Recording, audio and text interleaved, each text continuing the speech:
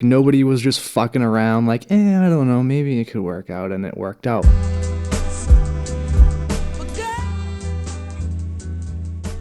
I've been bumping your tape, and Man, appreciate for a that. while now. Not to mention, like, the lineup on it is ridiculous. How did that go from a beat tape to Styles P, Millyz is on it? You got like some nice names on that album. You know, I felt like my beats were always dope, and everybody always told me like, yo, like you got something going on here. But it was always like, how can you take it to the next level? Like, because you know it's hard to make money as a producer, man. Yeah. Like you just gotta think like what can I do to make myself stand out? And I was like, you know, when I look at the track list, I want it to be like a real album that people look at and say, Oh, it is. I have to check this out. Like, look at that lineup. Yeah. Anything short of that, you're just gonna get brushed under the rug. Like, Yeah. you know what I mean? It's hard to stand out. So I think that was my main focus, was like, you know, make sure you get at least a few cats that are like legends, and then make sure the majority of the features are well-known people. Yeah. And I wanted to mix in like, you know, people from around here and people that I fuck with like underground, and just kind of have a nice blend of everything. Yeah. I think that was the key. And I think it's dope to, you know, give people a chance who might never have been able to work with cats like that. Yeah. And put them on tracks with people they idolize. And, you know, I just thought that was important. You really have to believe that it's going to work out in the end. Yeah. And when you look at everyone that ever became successful in pretty much anything, they always believed this is going to work out somehow, some way. You always had that feeling? For the past, you know, 5 years, yeah, absolutely. Yeah. And I think it, you know, as time went on, the feeling got more like secure in my mind that, you know, this is going to work out. I know it's going to work out. It might take a while. I might spend a lot of money. Maybe I won't spend it all the right way at first, and I'm going to have to learn and et cetera. But I know at some point it's going to work out, and it's going to be what hopefully I can do every day, you know? Yeah. But, you know, nobody was just fucking around like, I don't know, maybe it could work out, and it worked out. Like, you have to keep up with it, do it every day. Like, I know so many kids who are dope at, you know, painting and videography and making beats and rapping, but they're like, nah, I mean, it's not going to work out, you know, it's not my career. I do this, I sell this, and, you know, I have my own day job, and that's just something I kind of do on the side. But it's like, it sucks when you recognize that talent in somebody, and you're like, but you're so good at this.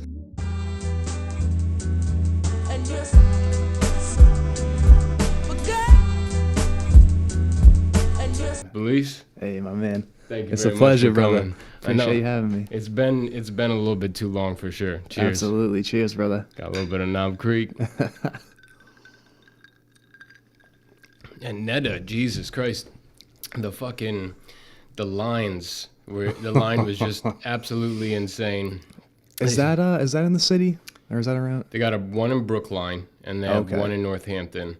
So I go to the Brookline one. Normally you could do the reserve ahead, but I still haven't been there, man. No. They got one in Salem. I go there all the time and shit. But you do go to that one? Oh my god, the lines at the beginning were unbelievable. Could you do wrapped around the parking lot and no? shit? So at first you had to make an appointment, and I was like, man, I don't got time for that. Like making appointments to get. Well, come on. You're asking a bunch of like, fucking potheads to call ahead. And I already get my own shit, you know, cheaper anyway. So I was like, I'd like to go there, but I mean, it's not worth like setting up an appointment. I don't know. It was just like too much. I was like, I'll go at some point when it dies down. And I think I went a few months after it opened, and there was still lines out the parking lot. I'm like, Jesus Christ. Yeah, it's still like that there. And then made me think, well, because first of all, like I got kicked out of college, and I got raided with a few pounds of weed and shit like that. But like that was back when it wasn't legal in Mass yet. So to me, it's hilarious when you see like an establishment with a line of people out the fucking door in the cold. It's like, this is every weed or drug dealer's dream, is to just have everyone like a single file or double file line just ready to go. And fucking insane 50 and 8th. So they're, you know, they're making good money. But I'll tell you, like, the other thing too, one thing I noticed with the when you get like the dispensary quality kind, it's almost like the way it gets cured is lighter. So like if you're used to non-dispensary bud, it would almost seem drier sometimes. But I personally I still get great weed, but Yeah. like there's something to be said about it being grown under like certain regulations where it's just cleaner. Like I don't know, the highs are just cleaner. So Yeah, I could see that. I always wonder about that. Like, how deeply regulated is it? Like, zero pesticides, zero anything on that, you think? Or, like, could some shit be slipping through? I don't know. I've yeah, always wondered. I know some people that ended up getting into the game and before it was legal to grow CBD because CBD was it still is, but was blowing up before weed was legal. Yep. And they just took those grow houses and they just turned them into what they wanted to turn them into. So you're getting CBD from anything anyway. But Hell yeah. I mean, so what have you been doing? Oh, by the way, I've been bumping your tape and Oh, man, appreciate for a while now. Not to mention like the lineup on it is ridiculous. That's what I was going for, man. And there's a couple that after my first pass I had missed that I went back and like became new favorites of the day. But let me just say, like, I love the work. I love the sound bites in the beginning for the intro. I think Pac talks in one of them, and then there's a couple other people that like get chopped up in there. But that's honestly something I would add to like my theme playlist. Like helps me get going and like get motivated with shit. So it's crazy because I actually made that intro like way before the album. Really? So that was off one of my beat tapes. So my first beat tape ever was actually The Horizon. Oh, word. And then I made a bunch of tapes after, and I was trying to think, like, what am I going to name my debut album? Like, it's got to be something that really, like, resonates with me. And I've always loved that, like, the horizon, just the whole idea of, like, out in the distance, like, the sun, but, like, you know, everything's in front of you type of a thing. And, like, I don't know, I've always loved that concept. And I was like, you know what? Even if I made the beat tape The Horizon already, I'm just gonna say fuck it and just and put the album as. How long ago was the original? Oh man, beat tape. I think I was like 22, so probably like 5 years ago or something like that. Oh damn! So it's been a minute. Damn. Okay. And so, like, how does that end up? Because we were together in that like art collective. We get together, we freestyle, we have a great time. Yep. A lot of talented kids getting together on Thursday night, and then I hadn't seen you for a while. So like, how did that go from a beat tape to Styles P, Millyz is on it? You got like some nice names on that album. I mean, you know, I felt like my beats were always dope, and everybody always told me like, yo, like you got something going on here. But it was always like, how can you take it to the next level? Like, because, you know, it's hard to make money as a producer, man. Yeah. Like, people don't want to pay you, and, you know, everybody wants free beats. And, like, it's like, you just gotta think, like, what can I do to make myself stand out? And I was like, you know, when I look at the track list, I want it to be like a real album that people look at and say, oh, it is. I have to check this out. Like, look at that lineup. Yeah. Anything short of that, you're just going to get brushed under the rug. Like, yeah. You know what I mean? It's hard to stand out. So I think that was my main focus was like, you know, make sure you get at least a few cats that are like legends and then make sure the majority of the features are well-known people. Yeah. And I wanted to mix in like, you know, people from around here and people that I fuck with like underground and just kind of have a nice blend of everything. Yeah. I think that was the key. And I think it's dope to, you know, give people a chance who might never have been able to work with cats like that. Yeah. And put them on tracks with people they idolize. And, you know, I just thought that was important. And, yeah, man, I think it worked out pretty well. So who are the ones that are, like, obviously I know the heavy hitter names that you got on there, but who are some of the ones that you've kind of known for a long, because when I had just asked you, like, if you still burn, there's this one part, I'm not sure who he is, but he's like, I'm in the studio smoking with B-Leaf. Oh, that's Serial. Yeah. Yep, that's my boy. Is he track 2? Is that nah? He's at two? The end. Track 2 was a new favorite. So track 1 was on cue. And then I think track 2 was Tayyib Ali, I believe. Okay. I believe. I'd have to think about it. I'm sure he's confusing a bunch of dyslexic people all day. Like, what? Tell this about to be there. Yep. But that track was dope, and it has it's got like there's kind of like two parts to the beat. The way it starts and the way it ends almost felt like the same but two different songs almost. Like, oh, that maybe yeah. You're thinking of the On Cue and the Matt Burton. It's like a switch up. Yeah. So On Cue was the first part, and then I had sent that track to Matt Burton, and he was like, he did a little bit of like ad libbing and then like a little bit of background vocals, but he was like, I don't know, man, like I need something different. So he was like, just send me the drums. I'm like, all right. So I sent him the drums from the beginning part, and he just, played a little riff and started singing, and I was like, damn, bro. Yeah. I'm not even gonna touch that. Like, we're just gonna leave that how you did it. That shit was crazy, bro. I liked it a lot, man. Hell yeah. I had a vibe and added it to a couple of different playlists too. So hell yeah. Appreciate that, brother. So the ones that you kind of grew up with were which ones, or like that you kind of knew as homies beforehand? So I mean, Lotus Taylor. Mm-hmm. I mean, that's the homie. He was like the first artist that really like wanted to rock with my beats. Like, I think. Where's he from? He is from Cambridge. Okay, where? So I had like a beat tape online, and I had a couple of them that were free downloads, and one day I just got tagged in something, and it was like produced by Believe. So I'm like, all right, I don't know about this, but let me take a look. And I was like, damn, this kid's from around here. Like, shit was fire. And he was only like, I want to say like 18 or something.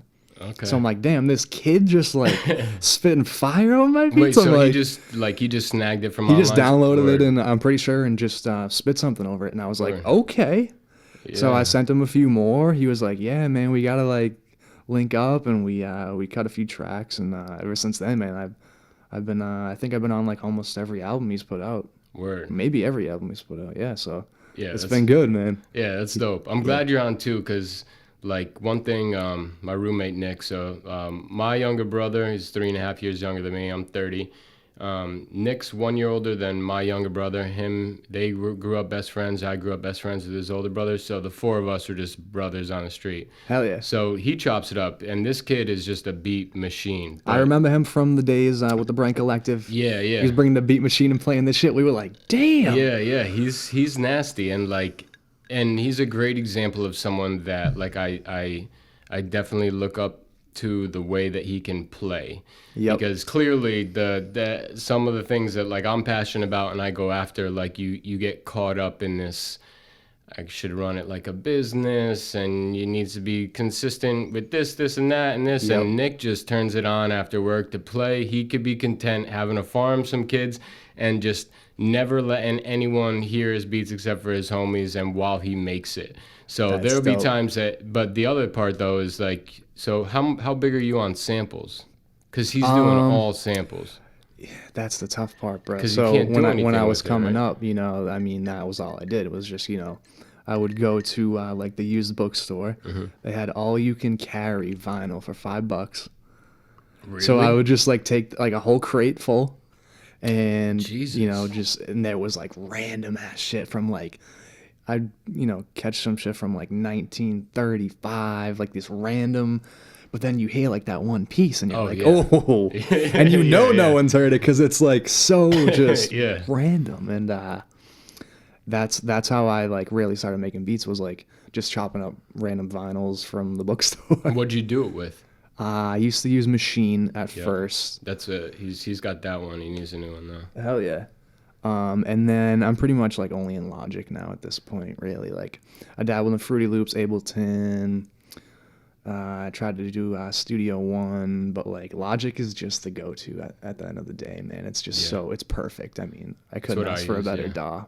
It's perfect, man. Nice. So now, like, you are literally picking the sounds and then doing something on the keys and lining. Yeah. So I mean, I think at this point I tend to use like royalty-free sample packs, because I think that's the future. You buy it once, and then you don't have to worry about, am I going to get sued and all that type of shit. So I think that's the best way to go. Yeah. And I've been doing that for like probably the past year or two, because I'm really, when I release the next album too, I'm trying to get another heavy track list.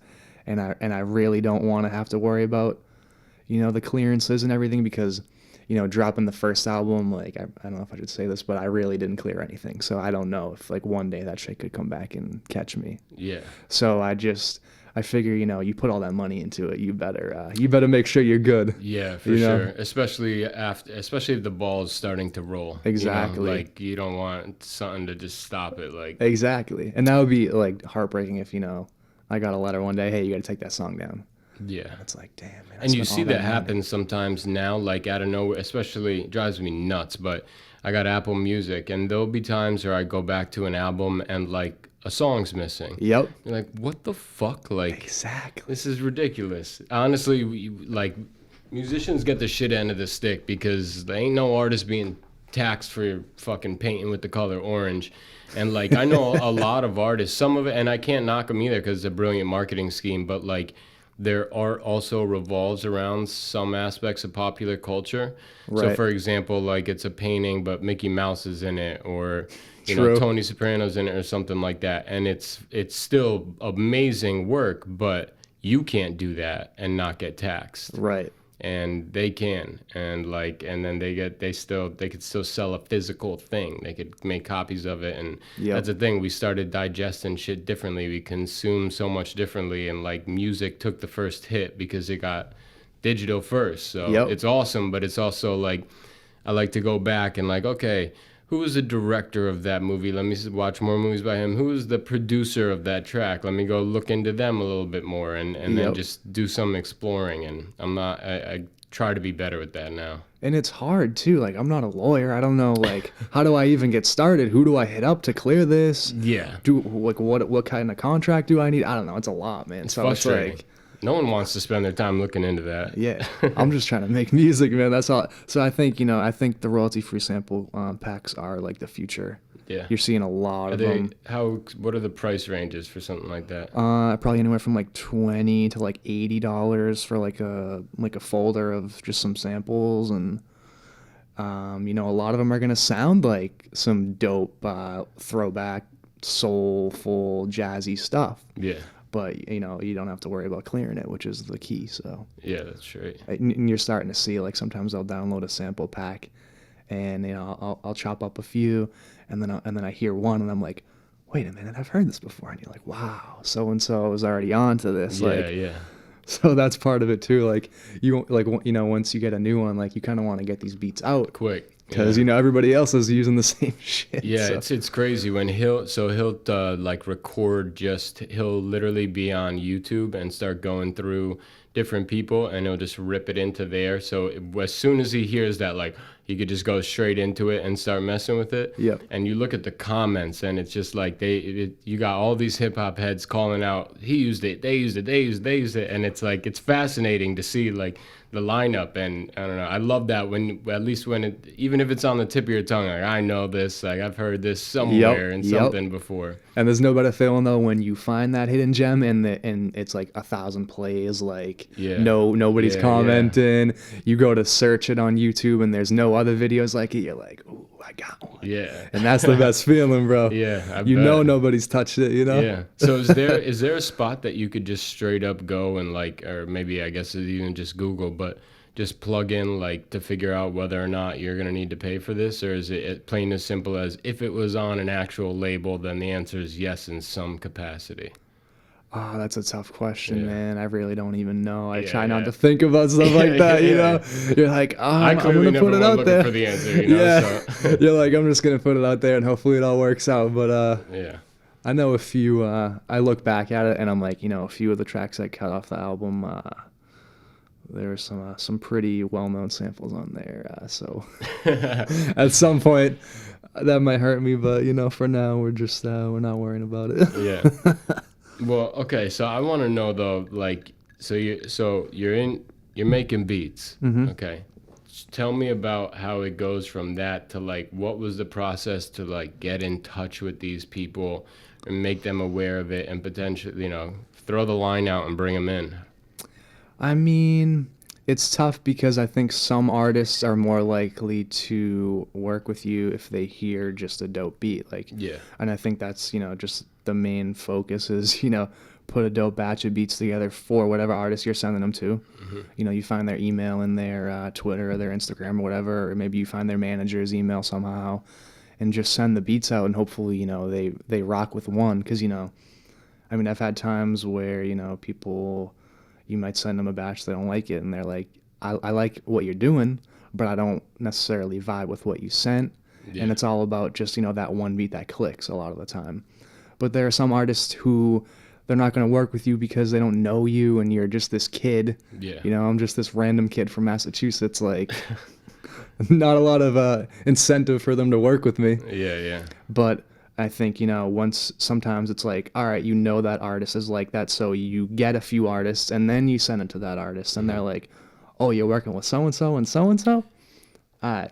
Yeah, yeah. Type of a thing. So you just got to kind of, you know, like, you just got to kind of know that certain artists only work with certain people and only do certain things, and they're not going to just work with anybody. So you got to kind of provide them with something that's worthwhile. Yeah. At the end of the day. So, I mean, that's a part of it too, you know. Yeah. Just knowing that type of stuff, and you just got to hope it works out at the end of the day, though. Because, you know, I've hit up some artists that I was like, there's no way they'll ever work with me. And then they were like, yeah, let's get it. And I'm like, Jesus, man. Yeah, that's really, like, really dope. A few of those artists were just way out of my league, but they like the beats, so that's, you know, that's the key. Yeah, it definitely is. And then you'd send them the beats, and they'd do their thing in the studio? Yep, I would just be like, because sometimes they'll be like, you know, what's your theme? What are you like looking to do and stuff? I'm just like, whatever you feel, man.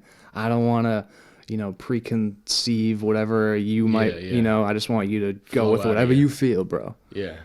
And usually I try to like say, you know, keep it on a more positive level. Nothing too like violent. Yeah, yeah. Sometimes people will send some shit. They're like stabbing them down, and you're like, "Damn, bro!" Like, all right, we'll rock with it, but that's a little too much for me, you know. We're gonna fit this in this track lineup. Yep. Damn. And then, so do you do any editing after the fact, after they give it back to you, or like are they in there with an engineer or producer that's doing something too? No, so they usually send it back either dry or with like some effects that they like, and then I'll send it out to my engineer. I got a couple engineers that I work with, mostly Lightfoot. Okay. I don't know if you know Lightfoot, but he's I'm sure I've heard some. Yeah, he's pretty big in the Boston scene. I think he's one of the illest engineers I've ever heard. And yeah. He's a good dude. I like working with him. He's got a good vision. Or maybe I'll get him on. Yeah. I like showing the behind the scenes piece. Yeah, and you know, he's timely too. He doesn't, you know, I know with artists sometimes, man, they might take like 6 months to get you a verse back. Yeah. And you're like, damn, I paid for this too. Like, so you are paying the artist to do the verse? Most of the time, yeah. Especially if it's somebody like on a huge like level. Yeah. I mean, they're not just gonna work with anybody for free usually, but I mean, it's cool. You know, sometimes you might pay them for the first feature, and then, you know, you hit them up again, and they're like, all right, I'll give you like a discount this time because the last track was dope, type of a thing. So I mean, yeah, I'd say I mostly pay for them, but you know, I feel like after you know, pay for a feature, sometimes you get a hookup price and stuff like that. Some people just do it out of the love, which is dope. Even people who are, you know, not, you know, they're on a different level too, and you know, they just do it out of love. So I mean, that goes a long way for me. Yeah. Especially like supporting artists too. Like I like to support people who do that too, you know. Yeah, definitely. And yeah, it's nuts. So were you just like, I want to drop an album and I want it to be ill? Yep. But did you ever have like some type of monetization plan? Like was the goal ever to make money off of it? Or is it to be the start of what might one day, or? Yeah, I think it was more to be the start of what will end up making money. Like for the second album, I want to sell like, you know, physical copies. Yep. But then, you know, it gets down to you gotta, you know, split the percentages with everybody, and and not only that, but you know, once you agree to that, you gotta know how to track everything. Like it's a lot to worry about. Become a business. Like I need a manager or something, you know, who knows all that stuff. But at this point, I'm just kind of winging it and trying to research and everything. But it's a lot to really know, because like even people who do it don't even know the whole in and out. Yeah, which is crazy. Yeah. So I think, you know, next album, hopefully, you know, CDs, maybe some vinyls.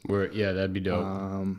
I'd love to do a music video at some point. I've been meaning to for so long, and it's just, I feel like, you know, it's expensive. It is. And the money's probably more well spent to just get artists. Yeah. So it's one of those things where it's like, I'd love to do that, but, you know, it's going to happen at some point. I don't want to rush that, I guess.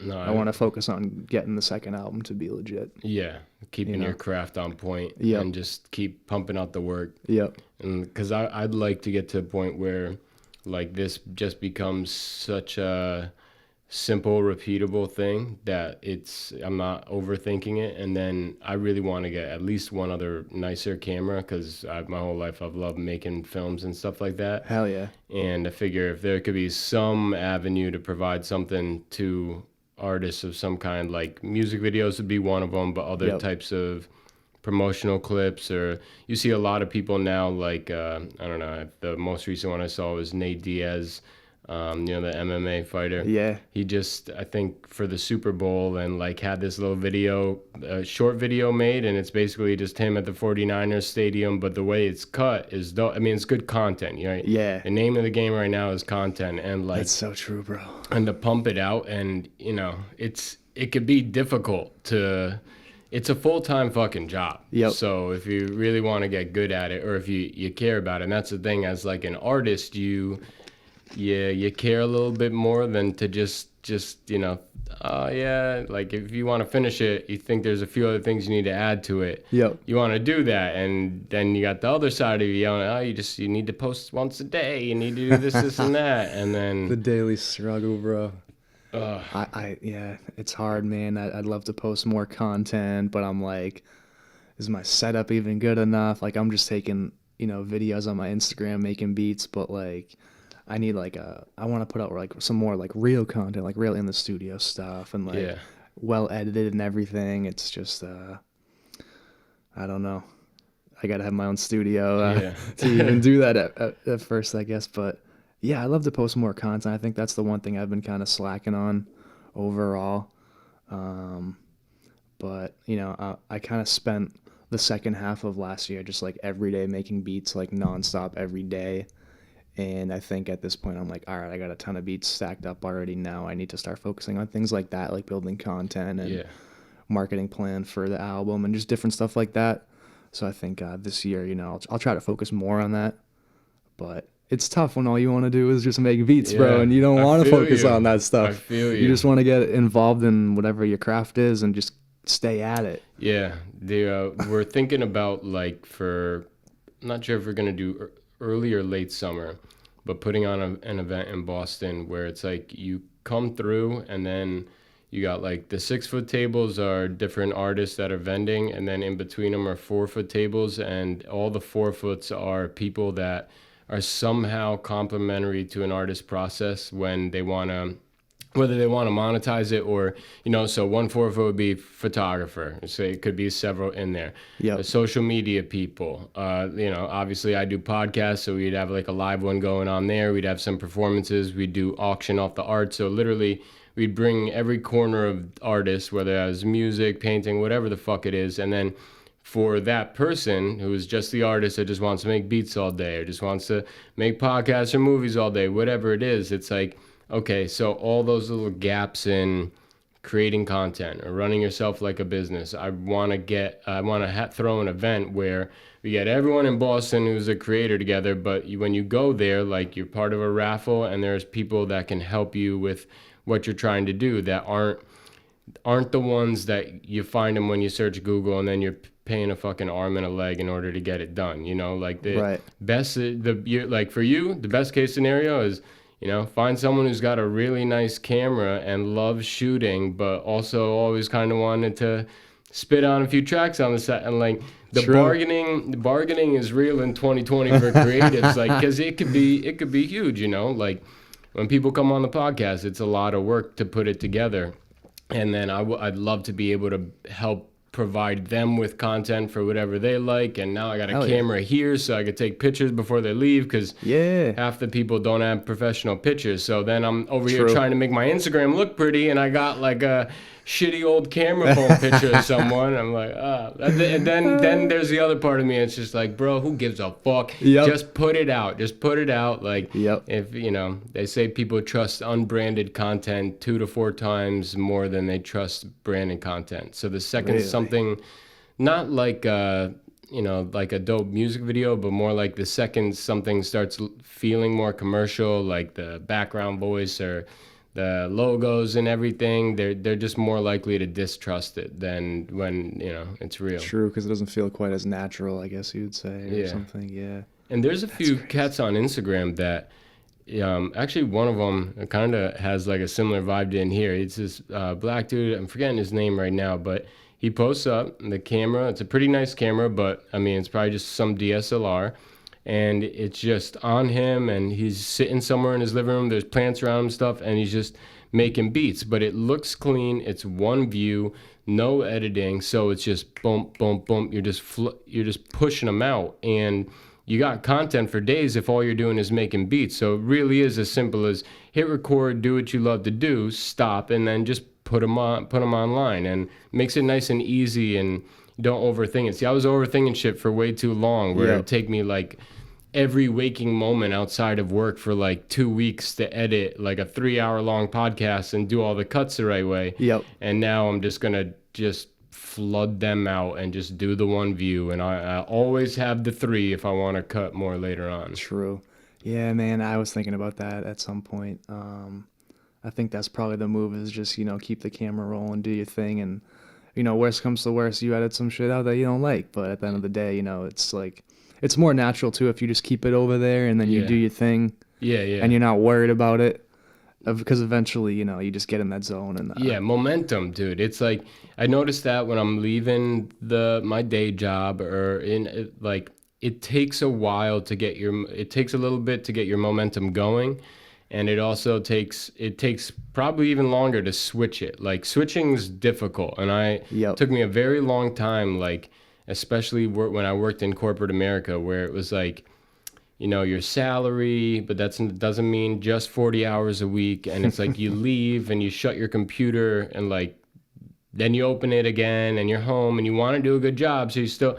Now I shut my computer when I leave. I don't look at it again until the next day. I'm the same way. I set that expectation right as I love my boss. He's probably my favorite boss that I've ever worked for. But as soon as I started working there, immediately, like, I'd come in, after the weekend, and he'd be like, "Oh, did you see?" Like, well, I was like, "Oh no, I haven't checked my email yet." It's so hard to. I'm already not, like, I am great at the jobs that I do like that, but I'm already not, I'm this person, right? So it's like, to be in that momentum, it's hard enough to switch, and then you only have so much time in a day, and it's like, you need to be a certain type of person to hold your job.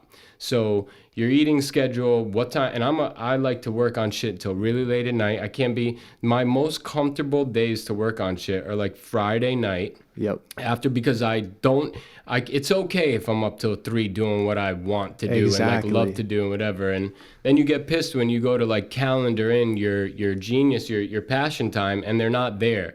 And then they'll show up at a time that's like, I need to wake up at 6. Yep. And now my brain's telling me to go sample that, to write this down, and this and that. And sometimes it's actually better for you to get the fuck up out of bed and just be tired tomorrow and just go and do it. Otherwise, it'll drive you mad. Like, that's what makes you anxious. You got to put your craft first. And, some days you're going to come into work tired, but you just got to suck it up. Mm-hmm. Because the work, I don't know how you feel, but I feel like, the work is secondary. Like, there's always going to be another job. Mm-hmm. If worse came to worse.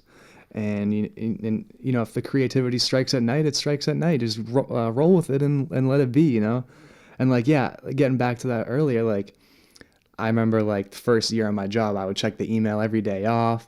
And like, I got it kind of weird because I have like Thursdays and Sundays off, but it rotates sometimes. So what's your day job? So I do like internet sales at a car dealership. Okay. So a lot of like phone calls and follow up and all that type of stuff. Like inside sales. Yep. Yeah. So, it's important on your day off to, if somebody emails you, you want to get back to them because you got to get that sale. Yeah, yeah. But after about a year or so, and like once I started getting like a bit more serious with the music, I was like, nah, man. Once I leave on Wednesday, I ain't checking till Friday morning when I get back in. If somebody emailed in, it is what it is. I'm not worried about it. Yeah. You lose a sale here and there, it is what it is, man. Yeah. Because the music is just more important. Yeah. I'm not worried about 1 or 2 sales or whatever. I definitely agree Don't with let that. my boss hear that, but... He's listening right now like, this motherfucker. I'm sending him an email right now that says, check your motherfucking email right now. And I'm going to ask him if he checked his email. And he's going to say no. And then he's going to look at it and say, check it right the fuck now. Oh, man. Bro. So, I think, that's... So you said you're how old right now? I just turned 27 last month. Important year, I think it is at least. Like it's been weird so far. Yeah. Also, last month. Happy belated. Appreciate it, brother. No doubt.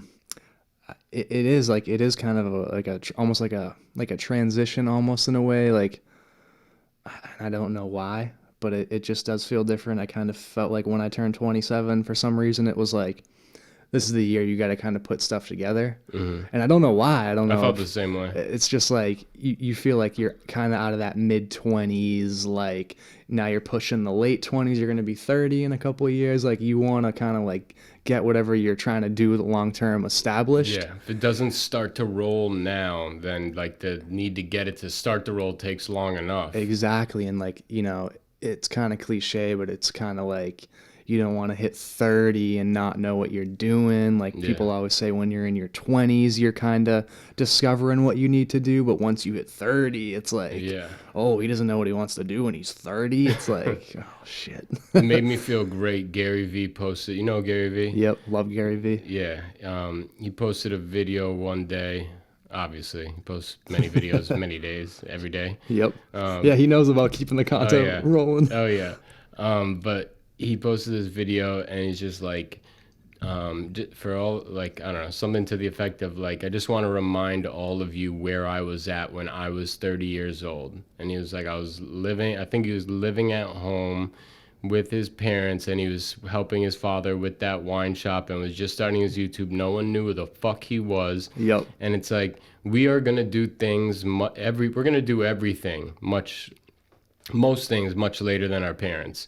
True. At least as far as, and it makes sense. So like we have probably only several more billion variables floating around in our head every single day. It's absolutely ridiculous to think that, like the capacity you need to have to take in all of this input and then decide to do the right things with it and the right things with yourself is hard enough, Yep. But it's like, there's plenty of time. And I just think by the time 27, I was still... Like you're always a fixer-upper, right? You're always getting things, trying to be better with yourself and, fix up certain areas and be more disciplined in your own life. But the whole, like, you want to figure out what you want to be doing. And it's just like they say for financial investments, 5 to 7 years before you see a return on your investment. And for most things, like there's a reason why they say 10,000 hours is because if you were doing, I think it's 20 hours a week, it would be 10 years, something like that. Maybe it's 40, but either way, it's a while. Yep. And so then when you say like, oh shit, like I got a full-time job and this and that I have to do, and here's what I really want to be doing. And if I do the math and I'm only doing 10 hours of that a week, like it's not that I'm not good. It's just, I'm going to need fucking 5, I don't know, if the example I said before is right, then I'm going to need like so many more years and years and years just to get like halfway to my 10,000 hours, let alone, and they say that like, I read this book Outliers, which the whole thing basically says like, it's not, there's incredible people that work very hard, very passionate about things, really, really smart people, but smarts and working hard is... In the big scheme of things, it's important, but it's also really little. All the most successful people ever was really more about chance and timing. The difference between them is that they were already on their way to their 10,000 hours heavily and grinding at it when that chance showed up. Exactly. And that's a great way to put it. The doors opened up for them. So it's like, so that much more of a reason why you should be focused on something that you love to do, because if the chance doesn't happen, even though you're on your way to your 10,000 hours or whatever, you want to at least make sure that you have a better quality of life and you're enjoying like your day-to-day and the things that you spend your time in. Because if it doesn't all work out in the glamorous way that some people might want it to, at least you're still happy with your life and you're still focusing on what you want to do versus everyone else that's conformed to, you know, this job that they have is the only job, and like I'm no good at. I used to always paint. I was really good, but I don't do that anymore. I'm probably horrible now. It's like they refuse to get back into it. Meanwhile, they're basically agreeing. I want to spend my 10,000 hours on something I don't care about. Exactly. Are you fucking kidding me? You really have to believe that it's gonna work out in the end. Yeah. And when you look at everyone that ever became successful in pretty much anything, they always believed this is going to work out somehow, some way. You always had that feeling? For the past, 5 years, yeah, absolutely. And I think it, as time went on, the feeling got more like secure in my mind that, this is going to work out. I know it's going to work out. It might take a while. I might spend a lot of money. Maybe I won't spend it all the right way at first, and I'm going to have to learn and et cetera. But I know at some point it's going to work out and it's going to be what hopefully I can do every day, Yeah. But, nobody was just fucking around like, I don't know, maybe it could work out, and it worked out. Like, you have to keep up with it, do it every day. Like, I know so many kids who are dope at, painting and videography and making beats and rapping, but they're like, nah, I mean, it's not going to work out. It's not my career. I do this, I sell this, and, I have my own day job, and that's just something I kind of do on the side. But it's like, it sucks when you recognize that talent in somebody, and you're like, but you're so good at this. If you just keep going, you're going to get there. It's for a lot of people, and like I went through this, but I get like, for a lot of people, it's a security look, because it's like they do know they're good, and on their deathbed they will regret not going after it and whatever. True. I like to consult my 9-year-old self and my 80-year-old self, right? I think that's a great way to think about whether or not what you're doing, if it's worth spending your time on. True. And like they'll be in that position where they're just absolutely, they have so many regrets from something.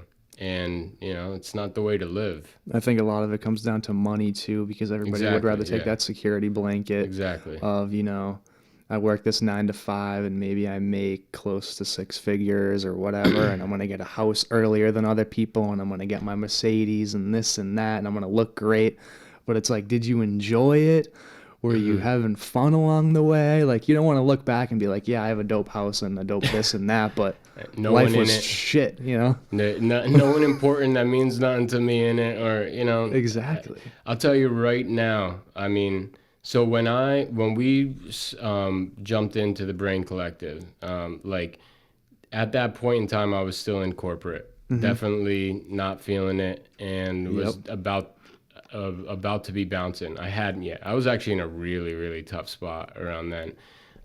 That was like one of my saving graces every week, that I had that to look forward to. Matter of fact, I mean, big part of the podcast is, at the end of the day, you and everyone else I have come on here, it's like, we have a conversation, but I like that subliminally it shows that regardless of if we got expensive jewelry on, you came in here in a Ferrari or not, like, these are people that have much higher quality of lives because they are focusing on something that they're interested in and that they like doing. Exactly. And so I was, I'm not sure about the exact timing, but I'd gotten up to about 150 G's a year.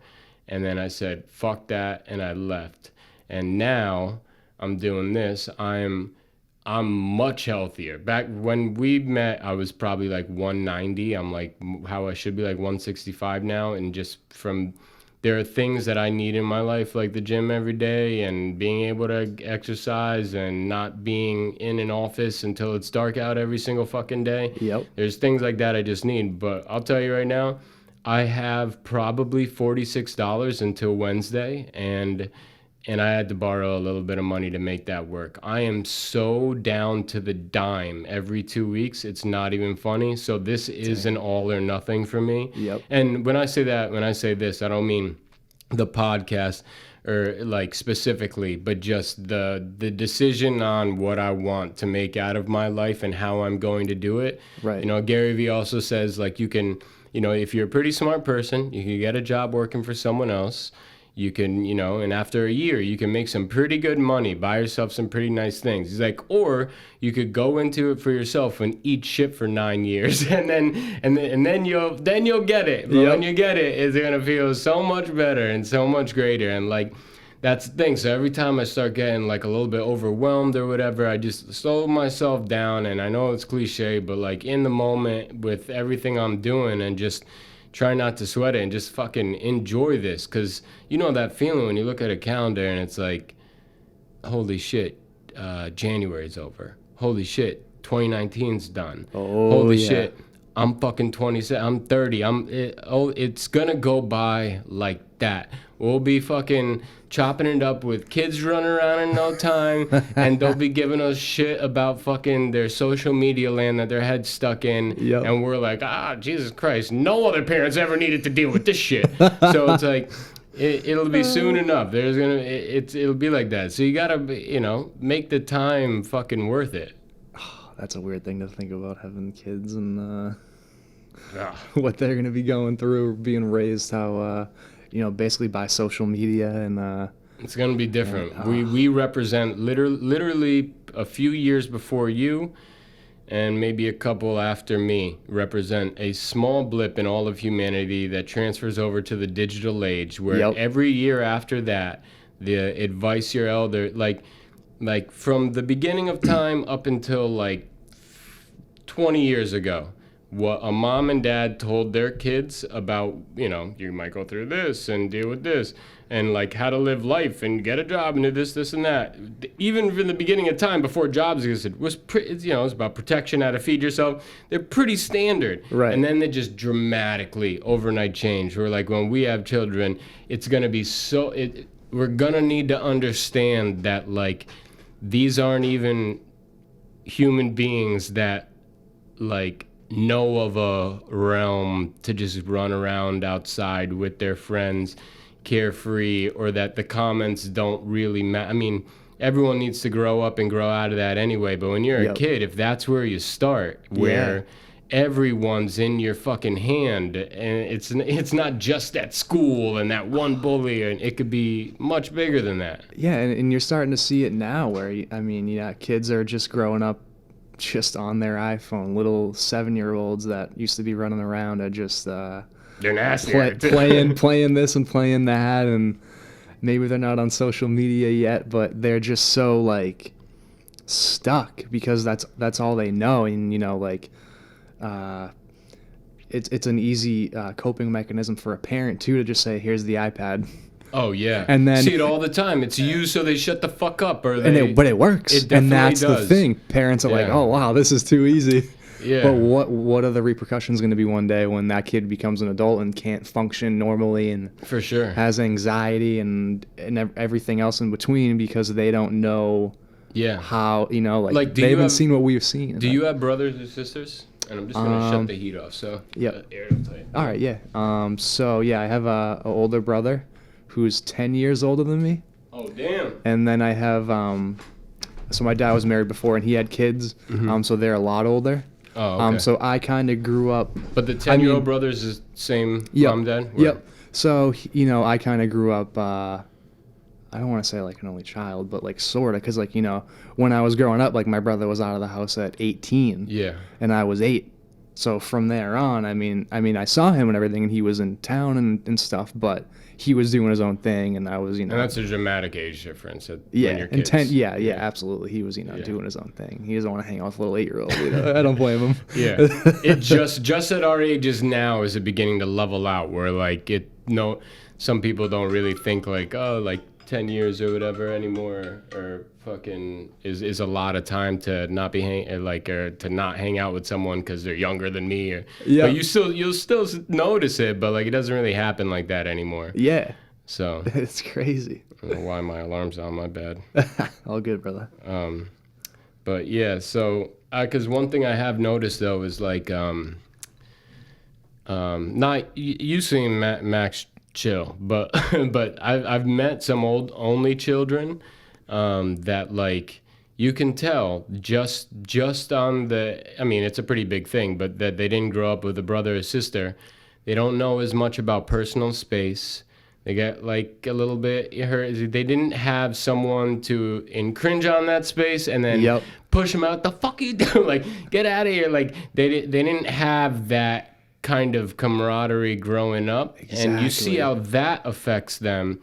So like, when you say, what are the repercussions for putting that iPad or that phone in their hand or whatever, it's like, okay, well, yeah, they're a kid and they haven't grown up yet, and like, yeah, they need something to keep them distracted. But as they begin to get a little bit older, and part of life is just, you're in this environment where we're at right now here, and you gotta fucking deal with it. Then they're so already tuned in to shutting down and going this way and whatever else. Like, I make it a big effort to like I went snowboarding this past weekend. I made the biggest effort ever. I just left my phone in the fucking room I was sleeping in. That's the way to go. I'm out here on the mountain with these people, chilling. I'm gonna enjoy it. And like, but you know, people get sucked into that shit. It's hard not to sometimes, and like, especially like if you're trying to build a brand and a lot of that brand comes through social media, you kind of have to like stay in tune, but you don't want to get sucked in, and you have to find that weird balance.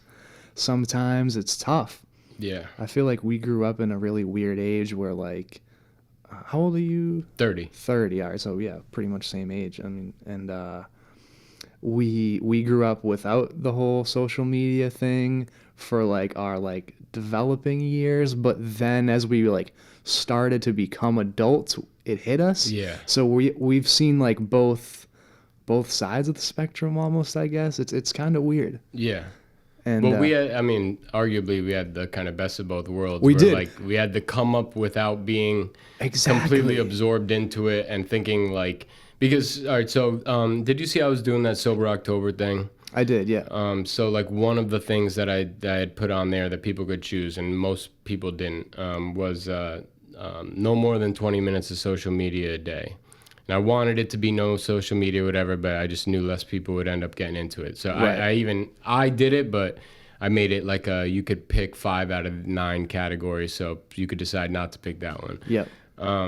Noticed a huge difference in how I was. And one thing I also have noticed is even outside of Sober October when I did that was just, I'm never in a good headspace on a day that I spent several hours scrolling on social media. Now, cause or correlation, I don't know. But one thing's for sure, on the days where suddenly I've lost a few hours because I'm just mindlessly scrolling, or you go down some type of fucking rabbit hole and it's not research oriented, it's just me being a fucking dipshit wasting time, then you don't, they're not good days. And exactly. It drains your creativity. Oh, so and you don't realize at the time. You to start. That's the key. That's true. I was just about this. There's a book called I think it's The War of Honor, The War of Art. And he says, just put your ass where your heart wants to be. So if you're a painter and you haven't been painting recently because you got into court, whatever the fuck it is, and you're just not doing it as much anymore, but you do want to paint, you want to get back into it. So if you were to put your ass where your heart wants to be, you should put your ass in a chair in front of that easel with the paint out and the brushes out and a blank canvas. Okay.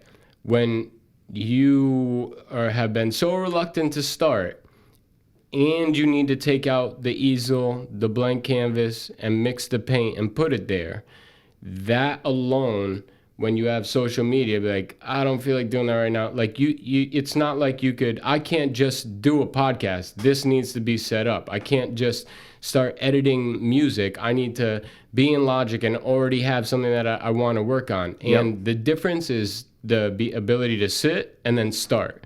And when you can go to that, instead of setting up that easel and putting that paint out, then like good luck on finally finding a time where, because now a couple hours has gone by and like, I'll try painting tomorrow night and this and that. I struggled with that for a bit, like you get home and you want to watch TV, you want to go on Netflix, you want to do this, but like eventually you got to get in that mindset of like, for me at least, right when you get home, go to the beats right away and make sure you work on that.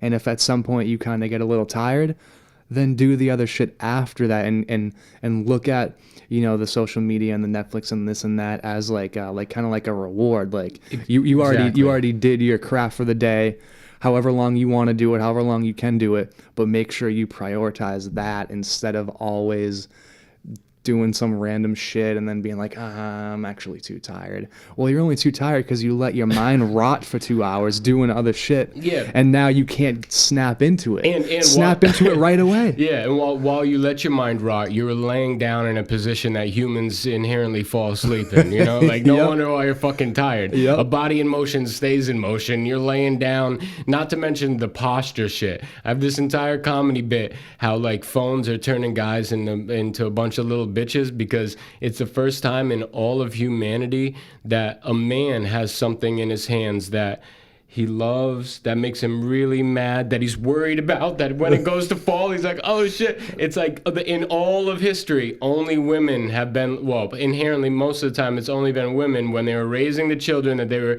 happy and loved it, they were mad at shit on them, that they're worried that it's gonna fall, you know? So it's like, this is for and like posture-wise, it's just, I catch myself all the time just like here. And then I work at a computer for my day job, and I get into anything I do. So whether I'm editing or whatever, I'm here. I'm not sitting back, and I didn't fucking learn the home row in elementary school. So I gotta look at the keyboard. I could type fucking over 55 words a minute, but with basically these fingers, and you know, I gotta look at it. So then I'm slowly going like that the entire day, and that is no good at all. It's awful, bro. Yeah. What you said though, when you were saying like you look at it like a reward, that kind of reminded me of this book I read called Atomic Habits, and like the whole sober October thing was more around discipline and commitment than it was being sober. It's more like, you want to accomplish something? You want to go do something? Okay, are you going to commit to it, or is it just going to be this fucking little thing that flutters around as like maybe it'd be nice if it was given to me type of thing? Like, commit to it. Yep. And in Atomic Habits, they would talk about structuring things that can make your like mind, body, and soul, but make you more healthy into things that are already things you do every single day.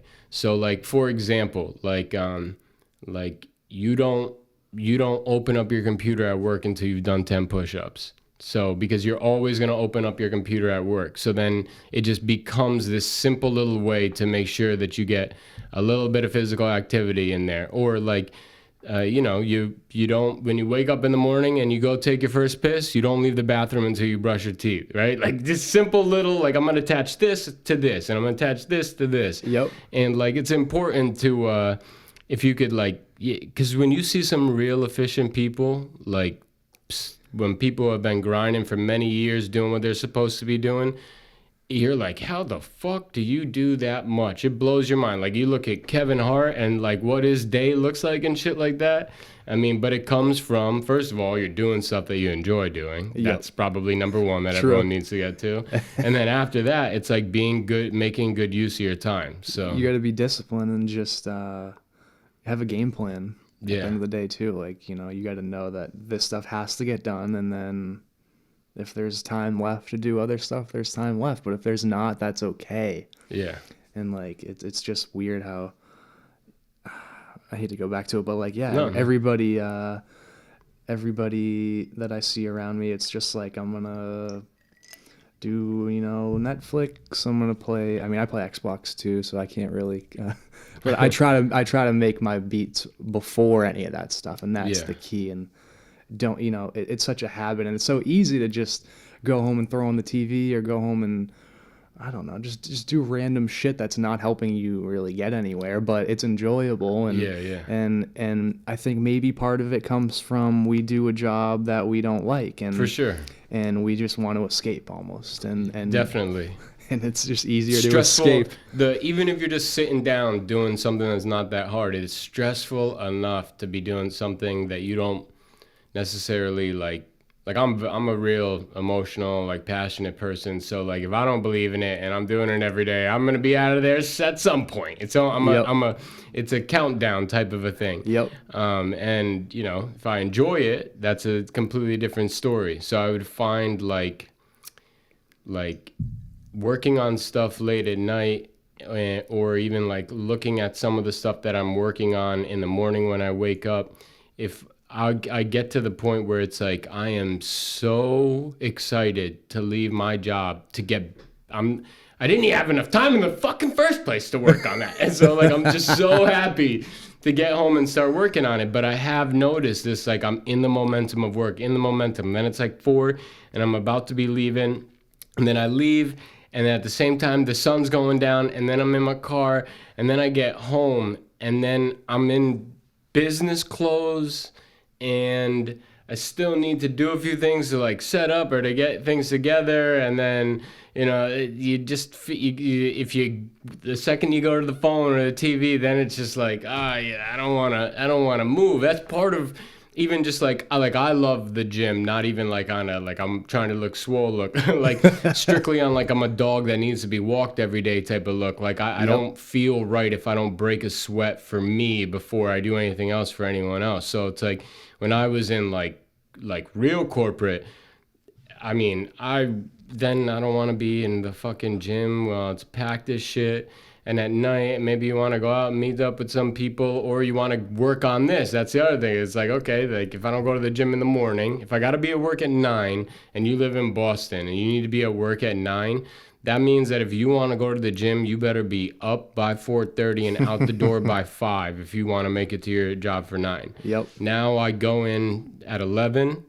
Most days I'm out by 4. I have 3 full days off a week. Like I said, I have $46 until Wednesday.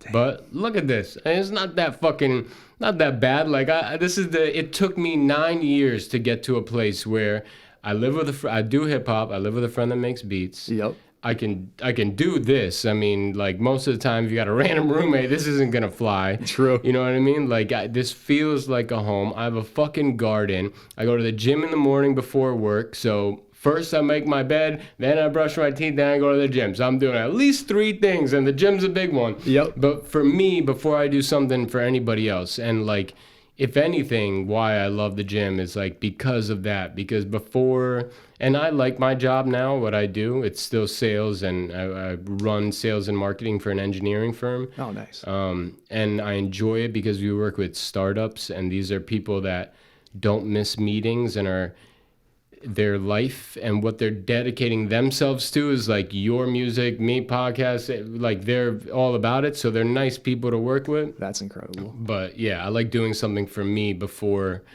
you know, I just start hitting the clock for someone else.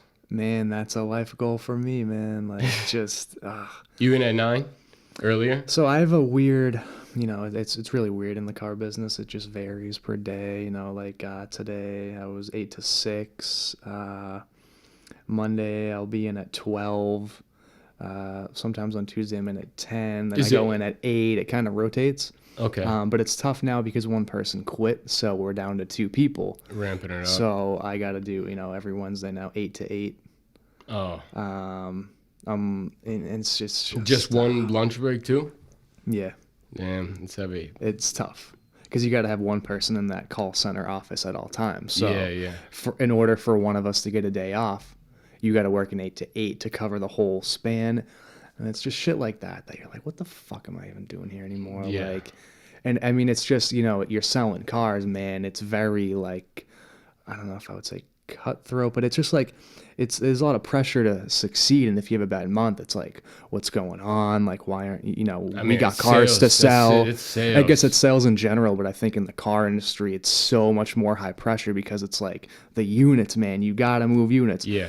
Oh, you didn't sell that customer. Why didn't you sell that customer? And it's like, there's all these variables, but at the end of the day, it's just numbers. And it's tough. Cars aren't an easy sell. There's a ton of brands. Yeah. I'm selling Volkswagens, you know, I mean, they're in that middle market where they're not a luxury car, but they're not one of the cheap cars. Check engine's a way of life. and that's another thing too, you know, you get pinned. Oh, you're Volkswagens, it's not an Audi. I'm an Audi driver. Or well, the Volkswagen's great, but it's way too expensive. It's not like my Toyota. So you're always in this like it's like you're in the middle segment kind of thing. It's just a tough sell, and I think just the job, you know, you got to be a little shisty, and you got to kind of just get people in and get them to, you know, and it's just like it drains your soul almost. I guess sales in general, it just really drains you out. So I think doing sales for so long, eventually you're like, I fucking hate this, like with a passion. Like I can't do this, but the money is good enough to where you're like, if I leave, can I afford to take that huge pay cut? Can I even establish another career that'll get me here in less than 3 years? Exactly. You know what I mean? Like, and that's not real specific where, you know, it's a huge difference. And I mean, there is great money in sales, but dude, when we met, that's what I was going through. That's why, I mean, in a lot of ways, that's why I was unhealthy. Like there was one point I was in a different fucking time zone every other week. Damn. And then even though like I had a great base and I made really great commission, but like you got to go to California. Okay, so I need to be there on Monday. I need to fly out on Sunday. My Sunday's gone. I only had Friday night and Saturday to myself anyway. Not to mention I was traveling several other times during the week. I got to go to these fucking events, these conferences. That's not 40 hours. It's more like 60 to 70 some weeks when you really take it in there. And yeah, was it good money? It was for sure, but you're going nuts. And then what I didn't like about corporate in general, when you kind of just become a number, and I'm not saying that people don't have good experiences there, some do. But I honestly think that part of the reason why I didn't was to make sure I got the fuck out. It was all part of the plan. Yep. But it's like there was so much fucked up shit going on in the company I was at ethically, like to the point where like if you could grab blips from podcasts that I've done and go and like take them to the fucking United Nations for an ethics review. I mean, it's absolutely ridiculous. And like, not to mention, you know, in sales, you get your head cut first. So the whole organization can be fucked. Every department could be fucked. And every department that makes sales functions can be fucked. But you signed your name on a contract that said, I will sell $1.25 million worth of software this year.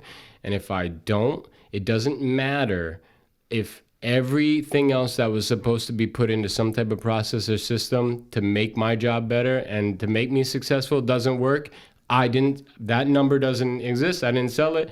And then you're gone. And and it's just like, I'd have sales team members where it's like every other week I'm getting my resume together. If every week you're thinking about a career jump or that you might not be there anymore because this isn't working out, and then in sales you can do the best. It can be very unique.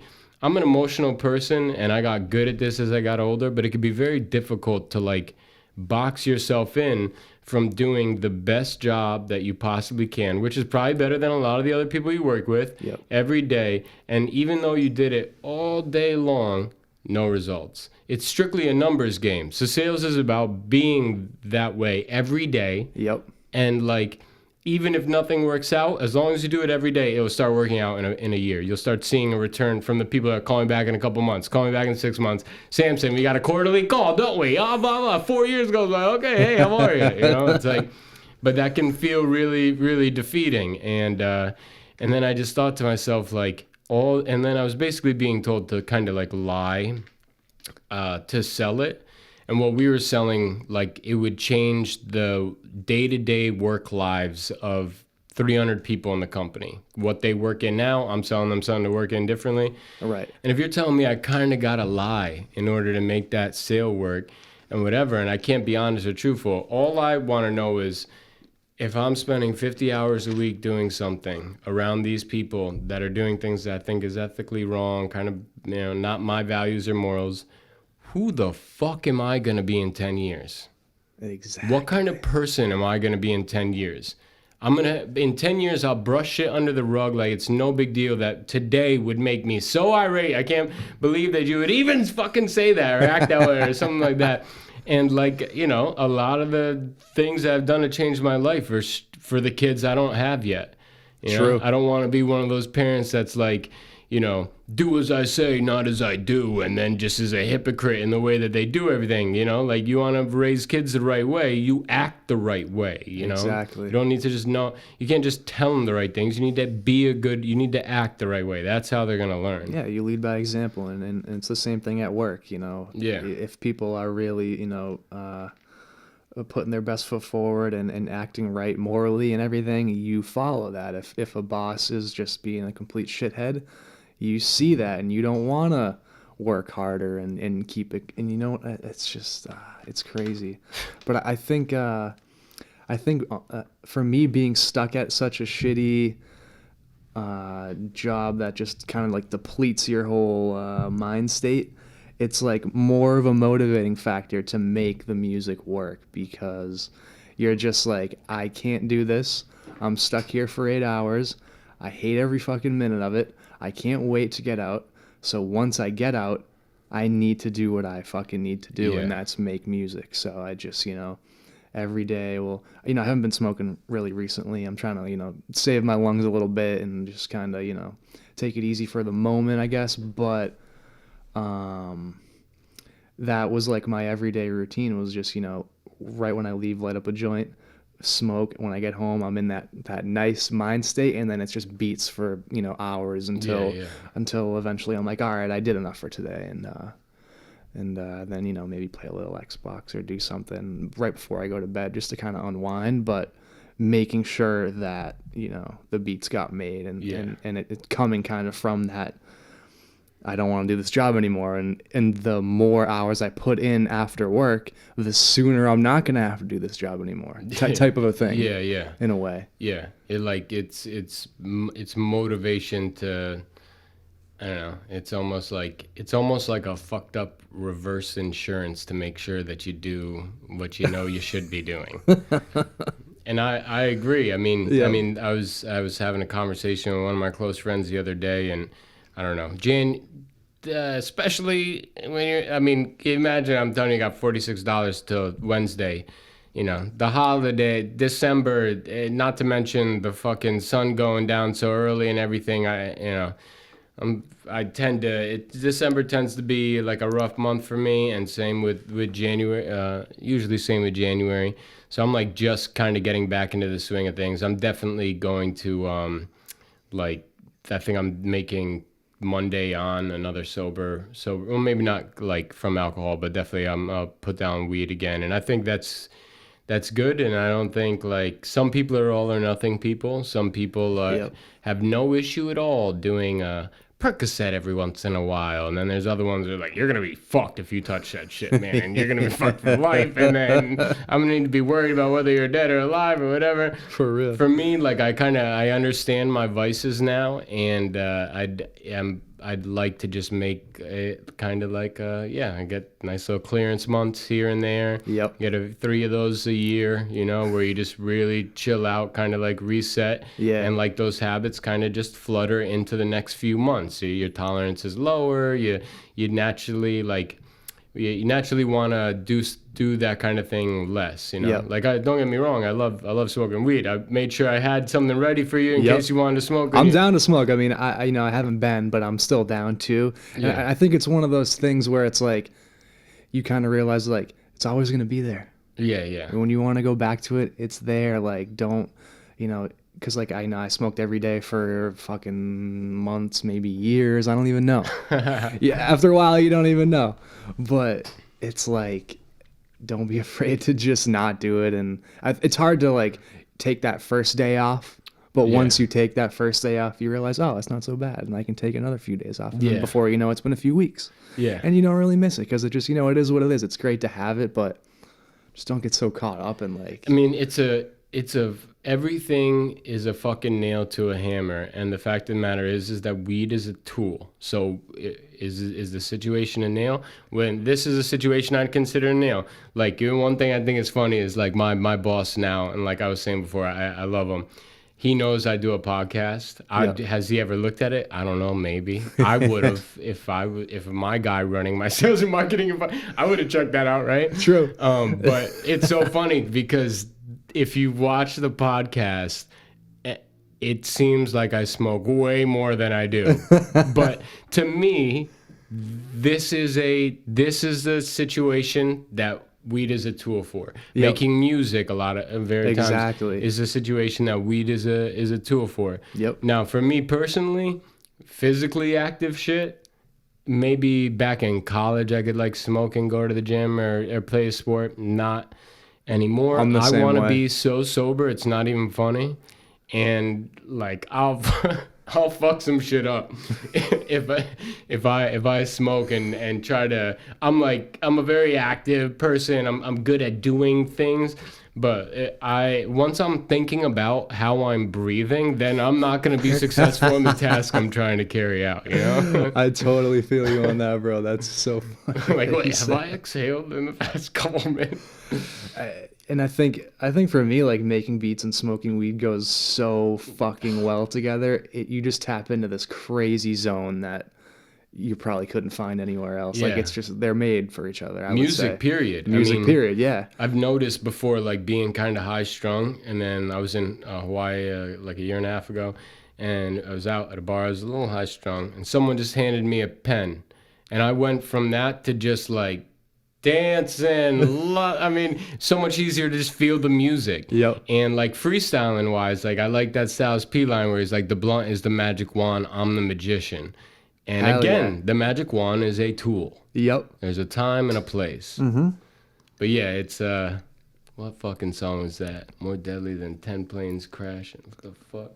It's one of my favorite Styles P songs. I don't know. Damn, I should know that. Yeah, it'll come to me at a random time. I think I've realized that a lot too, is like, yeah, when I smoke, like, I'm just kind of a little bit more like, just, you know, floating around and just like not really in the present type of a thing. I'm just kind of like, but it's great for music. Yeah. But I've realized that in life, like, it's just probably better if I'm not like smoking and then going out with everyone and being at some social outing, and then, because at some point I'm gonna start falling asleep, and you know how that goes and shit. But yeah, and that would be burning it down when we were meeting up back then. Oh, hard. And like it's hard to say no. Like honestly, I know this bud. I already smoked it. It's strong, and like I've gotten better with just like, all right, like you're beating a dead fucking horse every time you hit that thing after the fucking fourth hit with that kind of weed. You know what I mean? Absolutely, like, and that's the thing we don't realize. But sometimes it's just, I love smoke. I just love, it's just a nice. habit. Yeah, it's a compulsive little thing. It's, you know, and people do it with drinking too. Just like, especially in an awkward situation out at a party, you know, like people would just sit there and like, like. That's so true. I mean, I remember at the Rank Elect meetings, like, this person shows up, hey, I got this blunt, just roll the front or whatever, like, oh, and then this person's like, I just got a pre-roll at the dispensary, and then this person's like, I got the vaporizer, and then this person pulls the bong out, and you're like, this is ill, but then at the end of the day, you're like, damn, we got fucking high as hell. Yeah. And you're kind of like, so how many things did we cross off that task list? I mean, I'll tell you right. Yeah. I mean, I'll tell you right now. But one of the things I've been running into a lot of people that have a similar interest in things that they want to do in the city of Boston, whether it's podcasts or things like that.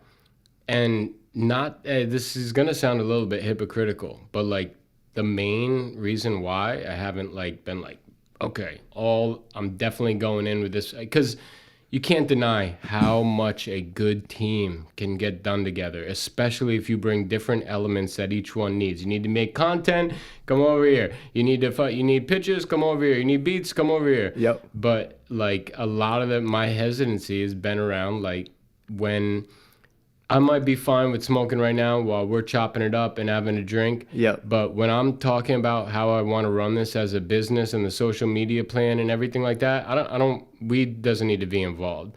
I feel like you. If I work people at the internship, I don't care if you guys smoke weed or whatever on your own time. But this is a job. Like to me, I think about it like a job because I'm trying to turn it into something that one day makes money. Exactly. Right? Every day at my day job, I add 5 to 15 new emails and direct dials in the sales prospecting tool I have from companies like VaynerMedia, VH1, MTV, so that because we'd love to be like, oh, wouldn't it be great if someone just found me, right? And like gave me an opportunity. Like, no, you got to go find them. And I've been in sales my whole life. So you got to give a nice biz dev inside sales push. Yep. And like, there's marketing automation software that's damn near free you can use to make that happen. So it's like, let me get the name and email of everyone at every actual real company that might be able to make it happen. And then the same way I did it at UMass when I hired people for the radio show is just guerrilla market the shit out of them. Oh, all right, cool. Close down that email. I opened it up anyway to be closed, so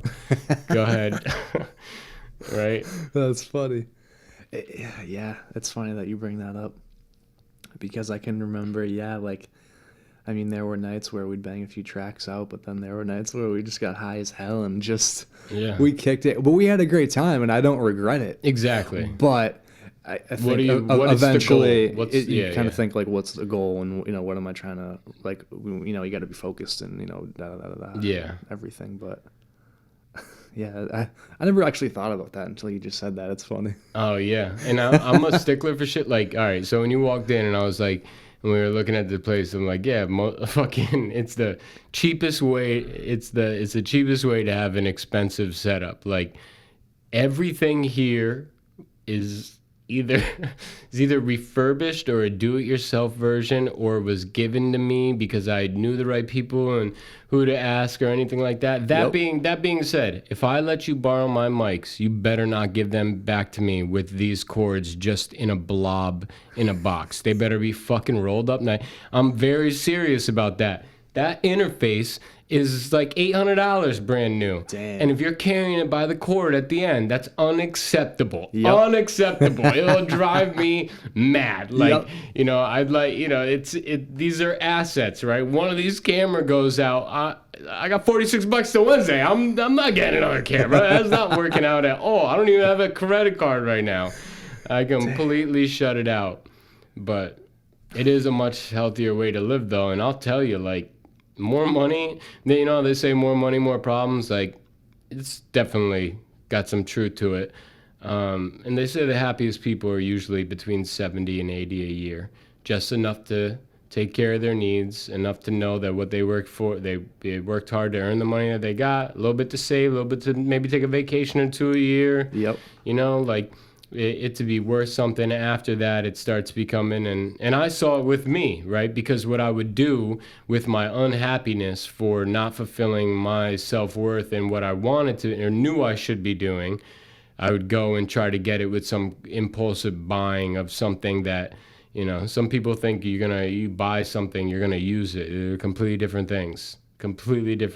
Absolutely. And now it's like everything I buy, and I'll still buy expensive, nice shit. My shoes, right? Everything, but I take care of it, right? Yep. These aren't things that was just like, they look nice and I'm wearing once in a while. I was like, no, like all the shit that I got that's expensive and or nice or just that I have, I use the fuck out of all of it, except for maybe one of the keyboards behind you. I haven't had enough time to like get into the keys myself, so it's really more for jam sessions, but otherwise I use it. And it's probably for you now at this point where what you're purchasing isn't going to be an impulse. It's kind of like you got to think about it. Yeah. Is that worth what I'm going to pay and that sure. type of thing? And you're not just buying random shit. So it's almost better. It's like you got to just focus on buying things that are going to help you or that you really, really like and you like it. It's not like when you're making all that money and you're just like, fuck it. Yeah, I'll get that. Blah, yeah. Blah, blah, blah. It's got to mean something. It's got to mean something, yeah. When I was a kid, my dad, he hit me with this comment. I'd want something and I'd be like, Dad, like, should I get it? It's $60. And I was like, it's kind of a lot, like for how much money I had at the time. Yep. And he's just like, well, is it worth it to you? And that stuck with me for so long. And I even noticed, like, when I had the money and when I was saying I was doing those impulse spends or whatever, that's a situation where, like now, is it worth it for me when I have no money means so much more than when you can just play with it and throw it around and not be like good with your money. Yep. Like now it's like, is it worth it for me? It's like, oh yeah, if I'm paying, if he's paying $200 for something right now, then that kid wants it and he's gonna use it a lot, you know. So absolutely, bro.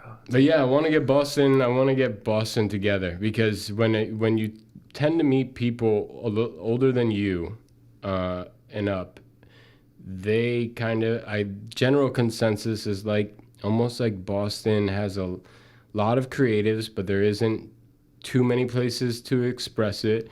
And most people don't team up, because when they do, or everyone's just kind of out for themselves, so they stay in their own little thing. Now, that's younger than you, I found that some people have a different opinion about that, but it's not like a united front. Right. And as far as cities in the United States goes, there's no reason why we shouldn't be pumping out talent at all. So like, you get the right people together. I'd like it to get to the point where it's just like, oh, I saw you had Millyz on. Like, oh, that's my homie. Made me some beats or whatever. Oh, like, and just literally, it's about like kind of creating a community. Yeah. So you brought up a Cambridge rapper before. What was his name again? Lotus Taylor. Okay. Have you ever heard of the Cambridge Hip Hop Collective? I think it's called. They have an Instagram page, and it's just structured where it's just like every gallery post is just a video of like a minute freestyle. And it looks pretty quality, and it's like just different rappers from the Boston area. Now that you say that, I think I've seen that floating around. Yeah, I don't know exactly. If you saw it, it might. But my boy Terry Borderline is coming on tomorrow, and he's been on it recently and a couple other times. But like we were saying before, like you need to make content, but at the same time, it's like you don't want that to be the only thing that you're focused on. But they found I really appreciate the way that they found a nice, repeatable way to do. And what I'll do is like I'll edit this in, so I'll throw this Instagram up so people could see what we're looking at.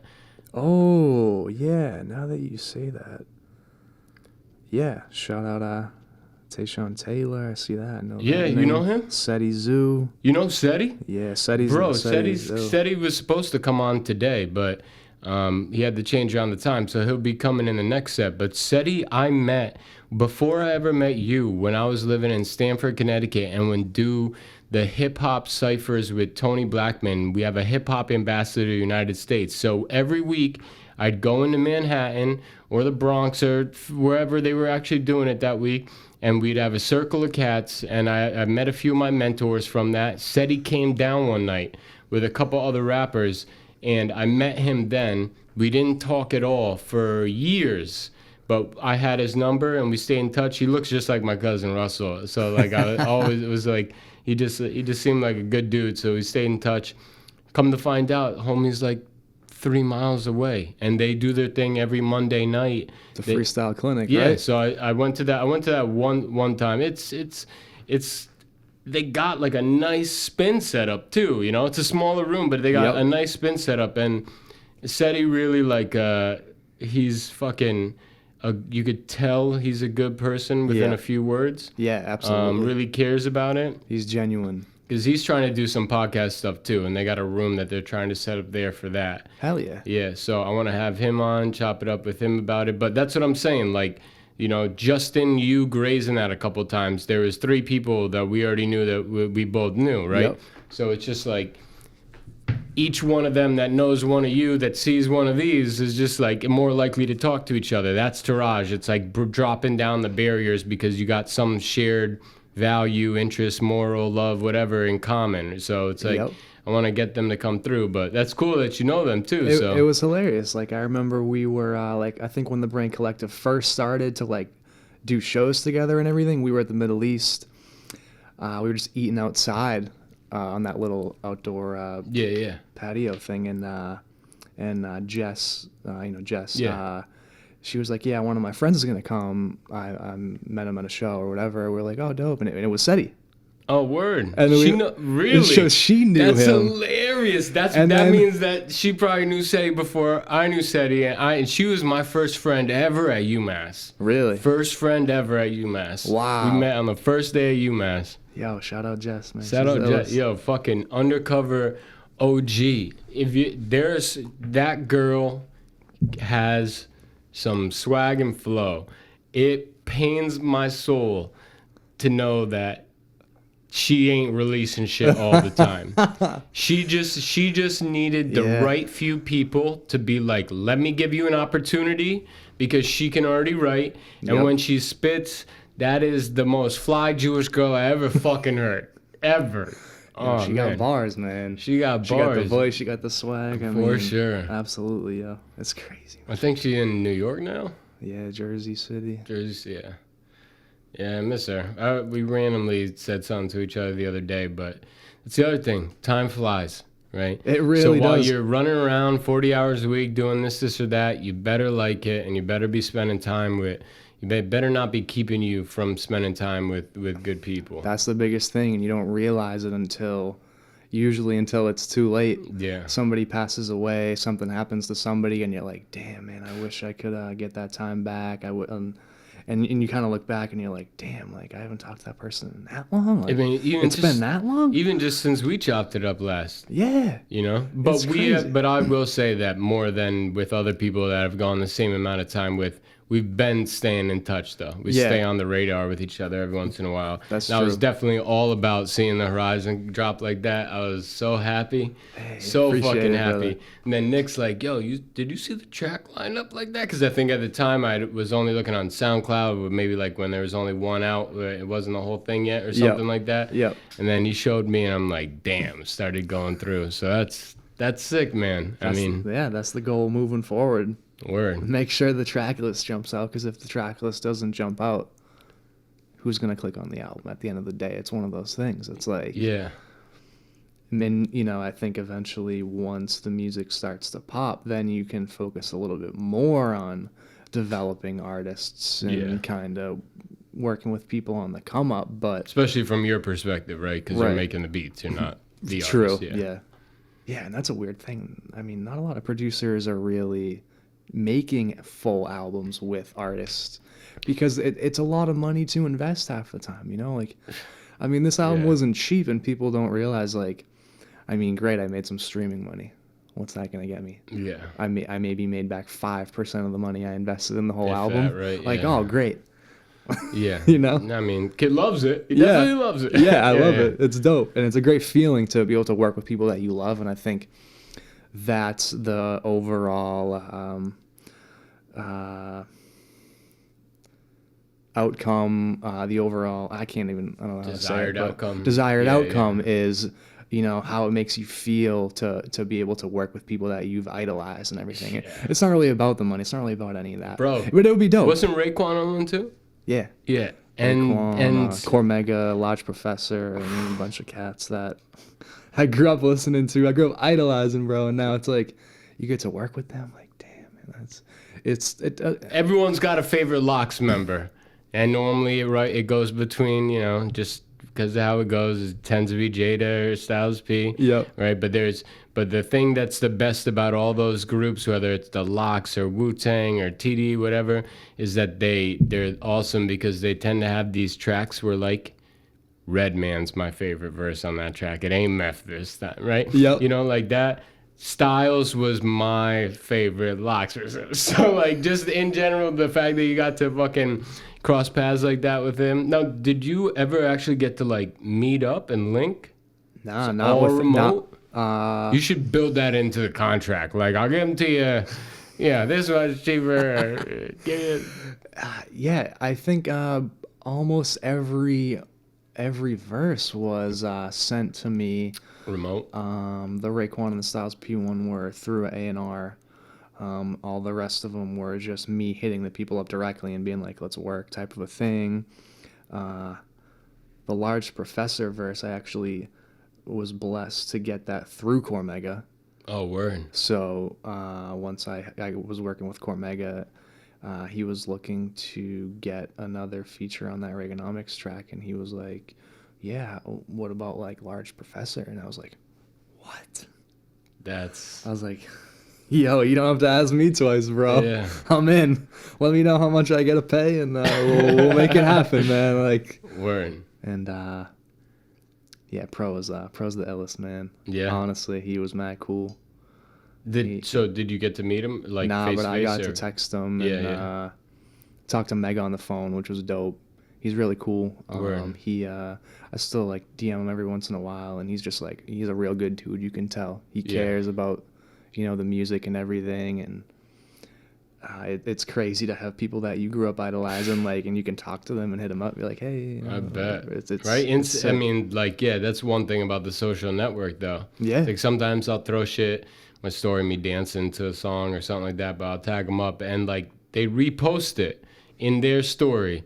Now, although I would much rather be brought up on stage to have a good time and kick a verse with them or whatever, but, like, art, in some senses, that is, you know, all the next best thing. I mean, they got a following of how many million that are going to look at their story that day, and they're like, oh, yeah, this kid loves my shit. Just throw them back up there. It's like, what a nice way to be able to actually, like, hey, I love your shit. I love it a lot. So I can dance in my room alone, you know, like, or whatever. Recite the verse, fucking...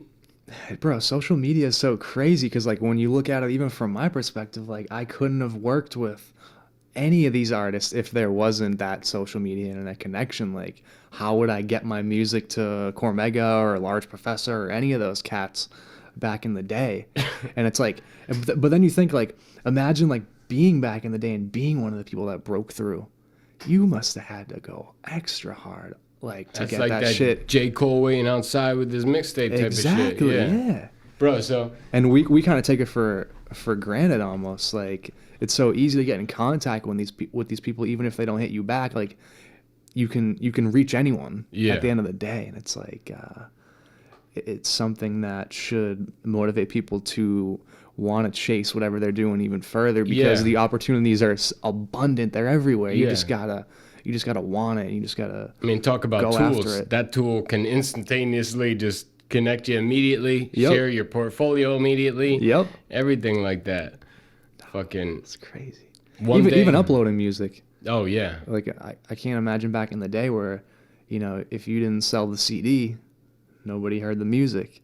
That's a hustle, bro. Oh, for sure. But at least you're making... I mean, it blows my mind that an artist can sell...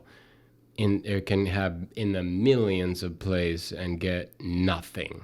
Not enough to live at all. Not enough to eat at all. Maybe cover half of your fixed costs, if that. Like, and then in hip hop, it's like, you know, the name of the game is to stunt. Like, I mean, not me personally, but like, yeah, they want the nice guys, they want this and that.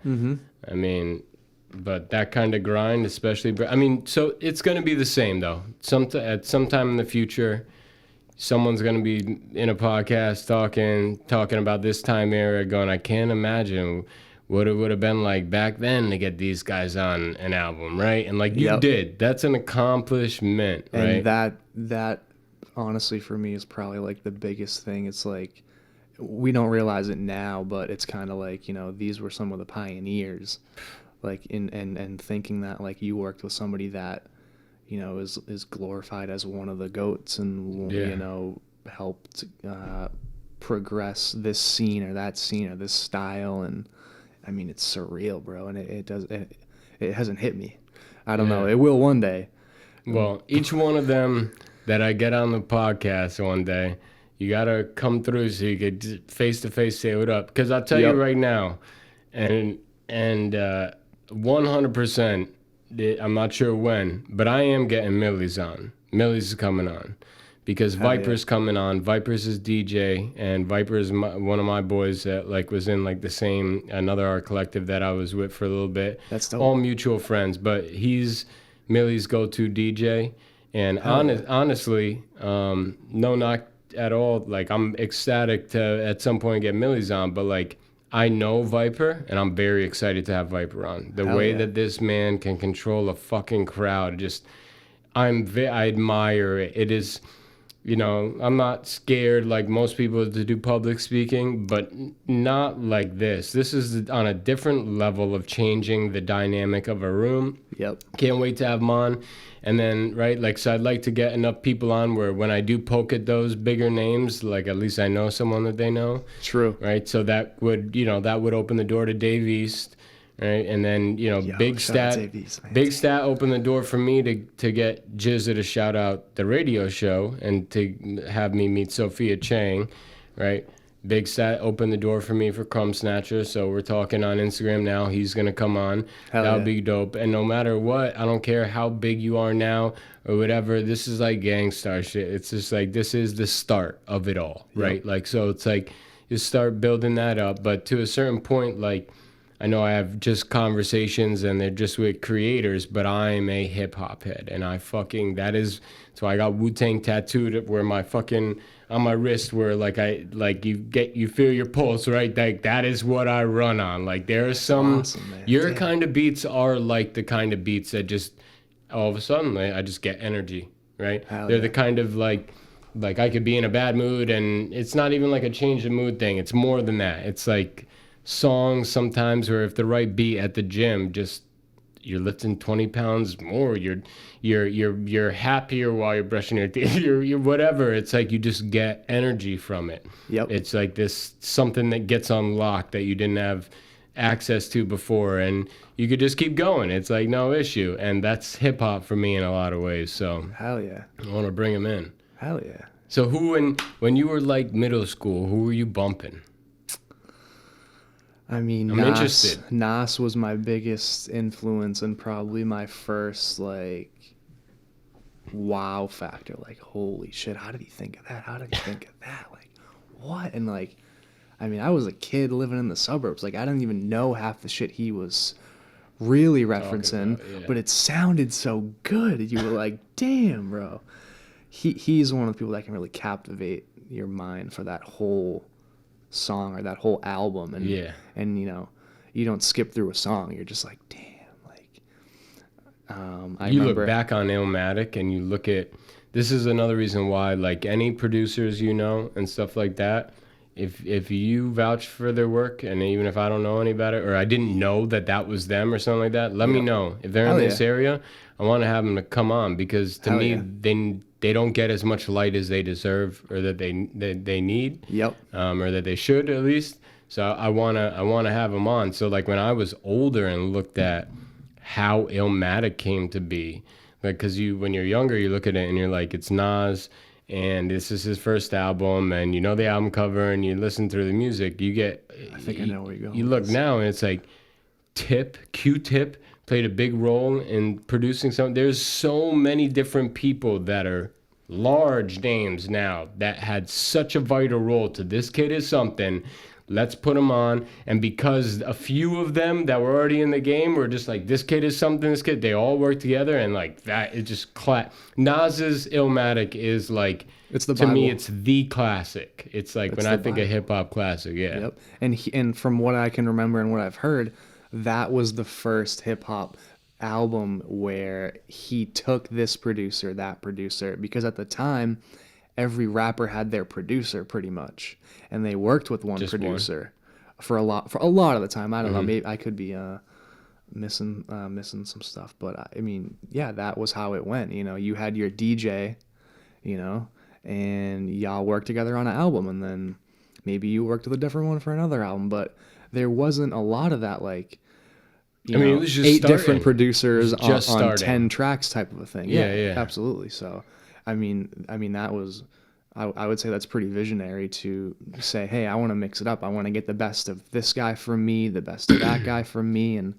have them all contribute something that has a similar sound, idea, whatever it is, and Illmatic, the beats, they all just had a similar I just hear vibe. those train tracks in the back. You know, the ones in New York that are above, moving.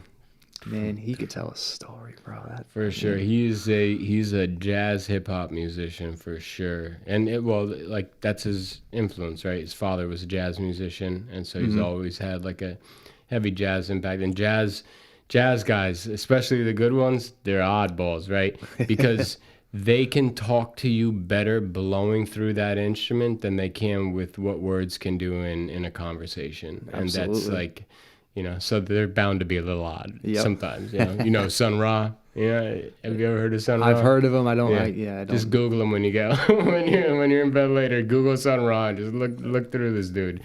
Fucking, he's a OG for sure, but hilarious. Hell yeah. But yeah, man, like that. Those are some. And who did the mixing? Who's the DJ who did the mixing on Horizon? Like you mean the cuts, like the DJ stuff? Like in Reaganomics specifically is the one I'm thinking about, where it's like you had someone. DJ Slipwax. Okay. He did. I think every track that had cuts was DJ Slipwax. Okay. So he's from around here. Wait. So did the artist take your beat, write on it, send it back to you, and then he cut? Yeah. Word. Yep. So I'm trying to think. On the Reaganomics track, I had sent him the lines that I wanted to use.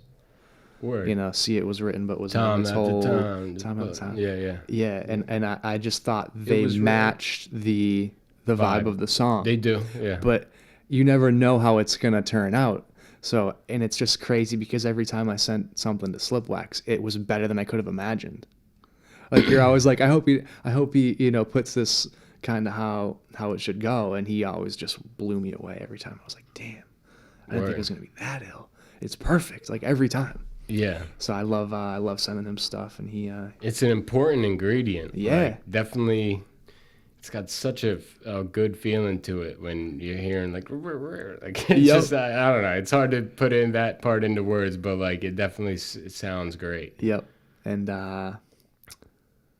somebody else did the terminology one with Masta Ace, and I'm drawing a blank on the name right now. DJ Deadeye. Word. Okay. Deadeye did the Boston the Cats, cuts. both of them. Yeah. Deadeye, I think, is from Lawrence Haverhill terminology, that area, and then I think Slipwax, maybe the North Shore, maybe Boston. I don't know, but I know he's around here, somewhere. He would be a great person to have on. Yeah, because he's DJ'd for a lot of big cats. Particularly, I've seen him at the Middle East before. I think that would be a great podcast. So you had, what are the two DJs? DJ Slipwax. Word. And DJ Deadeye. All right. Yeah, they need to get a little bit more light for sure. Hell yeah. Let me hit the bathroom real quick. Yeah, I gotta piss too, man. Oh, go do a little intermission. Go. You're good. Of course, it's my apartment. You do whatever. That's the best part. Exactly.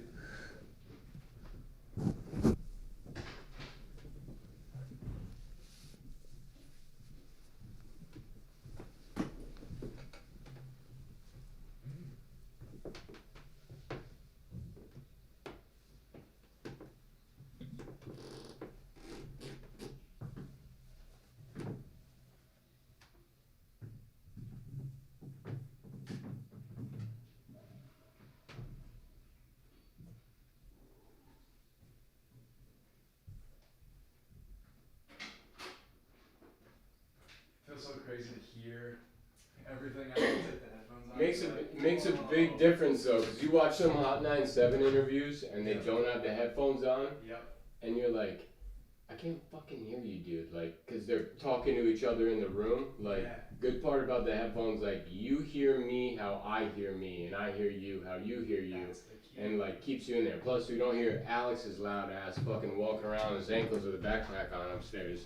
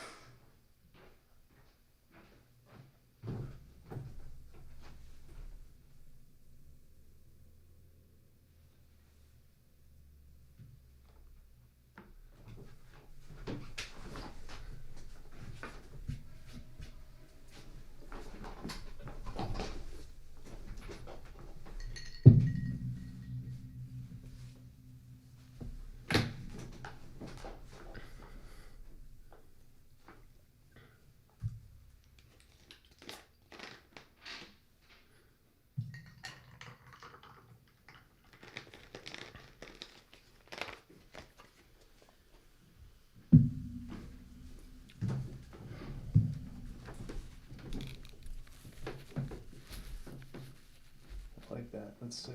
Bua. That picture.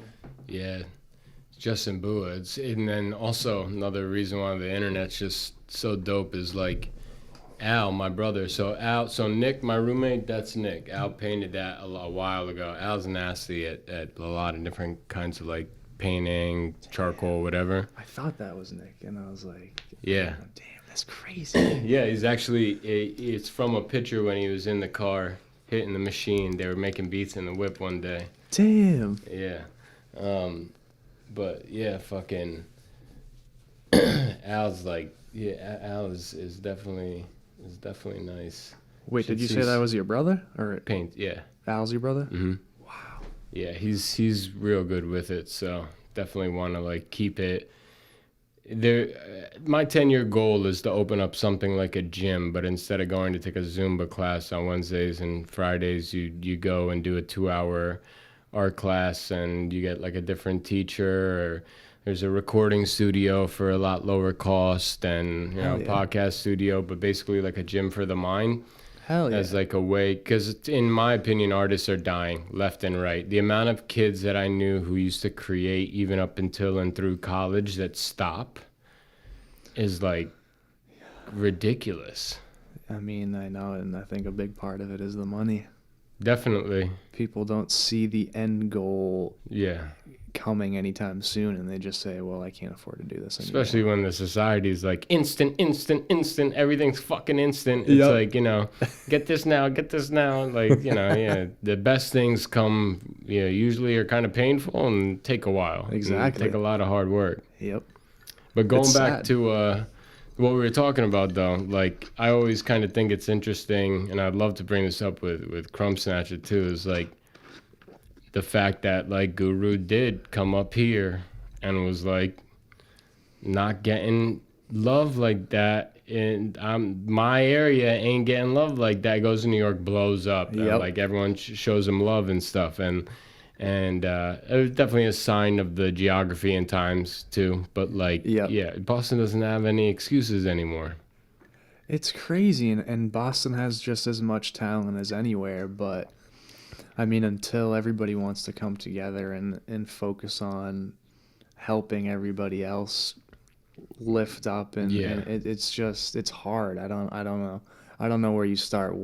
There's got to be some artist that makes it, that says, I want to bring everybody with me, and until that happens, or a crew that gets serious. Exactly. Which is what I've just been looking for. Like, because I love fucking my boy Beige in Philly. When I did the radio, I spotlighted a new hip-hop group, and it was Ground Up, this trio out of Philly. Since then, their manager has gone on to work with Puffy, and Asher Roth's in their crew now. Their main trio, like, kind of separated, but they're still solo acts doing their thing and still all boys. Huh. But, like, I'll be watching their Instagram stories and shit, and it's just like the same things that everyone else here in Boston is dealing with on the day they get to deal with it with just a handful of people that are grinding with similar. One of them's a videographer, one's a photographer, one's the producer, one's this, and they also some of them grew up together. That makes it a little bit easier. True. A lot of my friends are dead or addicted or live really far away, so it makes it a little harder. But like if a good crew got going in Boston, it could make a big difference. I think it'll happen at some point. I think it's inevitable. Yeah. It's just, I don't know, man. I don't know. It's not a thing that gets forced. Yeah, and I think for the whole city to really do that, you're going to have to see somebody make it on the mainstream level. And I think a lot of the people are like bubbling on that underground stardom, but they're not quite, all the way there. So like Joyner's from Boston, right? Yeah. Worcester, I think. Same. I guess it's Massachusetts. Yeah. In general, yeah. So he's there. Big Stat also is. I think he knows his uncle, and his uncle throws this music thing in Worcester every year. So he said to come through, and hell yeah, and that'd be a dope one to do. But I mean, the other one. I mean, I guess right now, Static, right? Like as far he's not. he's gone so far as not the one spitting who gets famous, and has made it a lot, that it's hard enough to be spitting and to make it, but to not be the one spitting and then also to make it, like, he's been pushing out work, man. Like, Static's dope, bro. Have you met him? I haven't. I wish, man. He's awesome. Yeah. He was possibly like one of the main reasons why, like, I figured, you know, maybe I could make this work, because like you see somebody that's from around here that made it work. Yeah. And now you're like, wow, maybe there's a chance. And until that happens, sometimes it's just hard to see it, you know? Yeah. But before he really made it and started working with everyone and doing, you know, full albums with like some of my favorite artists and stuff, like, it's hard to imagine yourself doing it. Yeah. But once somebody else lays the groundwork, now you're like, all right, I think I could do this too, type of a thing. Yeah, for sure. So did you know about him back when, let's go back to like when you were in middle school and shit, how'd you come up? Who were you bumping? You know, laid the groundwork for Millyz. One of the people who I really messed with early was Terminology. Word. From around here. Yeah. And that's another reason, similar to Stat, where, and same with Rex, where you're like, okay, these people are from around here, and they're just kicking dope shit and just like really just creating art on a whole nother level, and like maybe there's a chance type of a thing. And yeah. And yeah, like I said before, until you see somebody do it from where you're from, it's very easy to say, oh, I could never do that. I'm from Massachusetts. Like, we're not about that hip hop life around here type of a thing. You know what I mean? Like, people don't think of hip hop in Massachusetts, like, type, you know. Yeah, I mean? If anything, they think how Guru left. Yeah, if exactly. They know enough to know that. Yeah, yeah, and that's so true. It's crazy, man. But who was in your headphones all the time? Like 7th, 8th, like. I mean, Guru. Yeah. Huge influence early. Nas, a lot of like old Jay-Z, Tupac, but then a lot of like, you know, Tribe Called Quest, Far Side, Souls of Mischief, like that whole like alternate hip hop type of thing. Like, you know, it was that was like a whole different branch that kind of broke off, but that was so dope. Like Outkast, like all that shit, man. Outkast just. So there's some lines that just absolutely blow me away. But I mean, the ones that come to mind right away are like Andre 3000 lines. Oh, absolutely. Yeah, but just absolutely fucking blow me away. Were you ever an Atmosphere fan? Not I got into him. I like him. I think he's dope. I was never like a huge fan. I didn't listen to him on a regular basis or anything, but I respect him. He's dope. Yeah, for sure. Yeah, I'd been with a crew. I was telling my dad that I was going to the Holyoke Mall, and I was really going, and then I was sleeping at a friend's, and I was really going into Springfield to run around the fucking train tracks in the middle of the city and just spray paint all over shit. Hilarious stuff. And then, so like Thanks, brother. Atmosphere was probably one of my like biggest influences early on, and to this day I still think of him as one, even if it's more of just what him and his movement mean to me, because I noticed when I was younger, like, all right, he's got a bunch of albums, this is that. He never Atmosphere, and I don't think maybe he'd want to, but he never really blew. Like, definitely known, but didn't actually ever really blow. Yep. And I respected so much. I just like, here's a man that loves hip hop. Him and a few of his close friends they grew up with love hip hop. Said fuck it, they're gonna do what they want to do, and did it. And then they started to see a little bit come from that, which is, you know, it's great. But an album only lasts so long, right? You got to keep putting out work. Yep. See something from that. He's at a point where like it makes enough to support him, but he's not rich as fuck. He's not balling, but he's still moving on with life. Got kids, has all the same relationship issues everyone else got, but he's just still doing it. Yep. Like, there's that content version of like what you know that you are interested in, you love, and you're supposed to be doing, and just finding a way to make sure that because your life isn't always going to revolve around it. One day I'm going to have kids and my life's going to revolve around that. But if I've done my job working on myself for long enough before they came along, that's built in. It's no sweat to turn on. I cannot tell you how much I'm excited to make fucked up little videos of my children. Because the shit I know how to do on the computer and like, you know, funny stuff, and like for that they would be fucking absolutely stoked. But I can't wait. I can't wait. Hell yeah. Yeah, bro, Atmosphere is incredible. And to piggyback off that, I know you know, Evidence for me was probably one of my biggest influences. Like, yeah, he's just, I can't name another artist that reminds me of Evidence, and I think that's so dope when you hear an artist and you're like, I've never heard anything like this before. Yeah, just the bars he's got, man, the flow, it's just unreal, bro. I mean, where's he from? LA. From? He's from LA? Yeah. Where? Or right around there, I believe, somewhere in LA area or something. But I think Venice or something, I believe. And then, I mean, I think moving forward, like kind of after the early years of middle school, I would say like my biggest influence was probably when J. Cole dropped the Warm Up. I think that for a lot of people, like growing up in that time, like he was, you know, the first cat in a few years that, you know, you heard him and you were like, wow, he could be like a prodigy at this music shit. Like he, like that mixtape was like something I've never heard. It almost reminded me a little bit of Nas. I don't like to make the comparisons and everything, but like the feeling that I can imagine, because everybody says, you know, when Nas came out, it was like this whole new thing. And like, I feel like J. Cole, when he came out, like really like gave hope to the future. Hip hop was kind of in a weird state almost. And, and he just like bred so much life into everything. I think there's many different versions of running into a real one. A real person, another real person. I think you're a real person. One thing I like to do is make sure whoever I decide to have on here, either I vouch for him or you did because I already vouched for you and you came on, or my brother did. You know, there's few exceptions.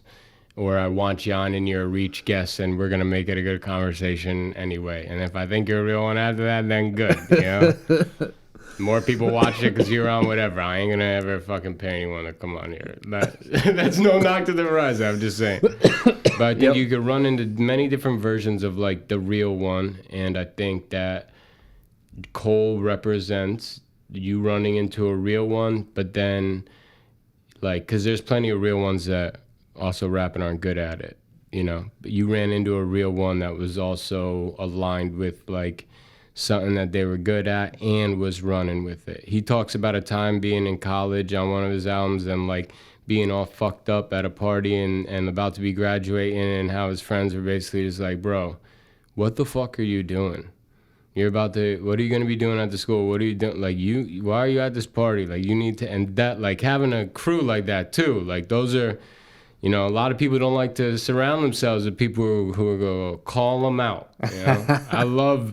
I love throwing truth at people and watching how the fuck it messes with their faces. But, like, you know, and then he got moving on it. And then one thing, like Cole touches me in a different way, too, where there's so many things that I feel like I fought for that I feel like he's fought for as well, in some regard, some characteristic, some story, some facet, whatever it was. But that's important to relate to whomever. I'm not saying I know him or anything like that.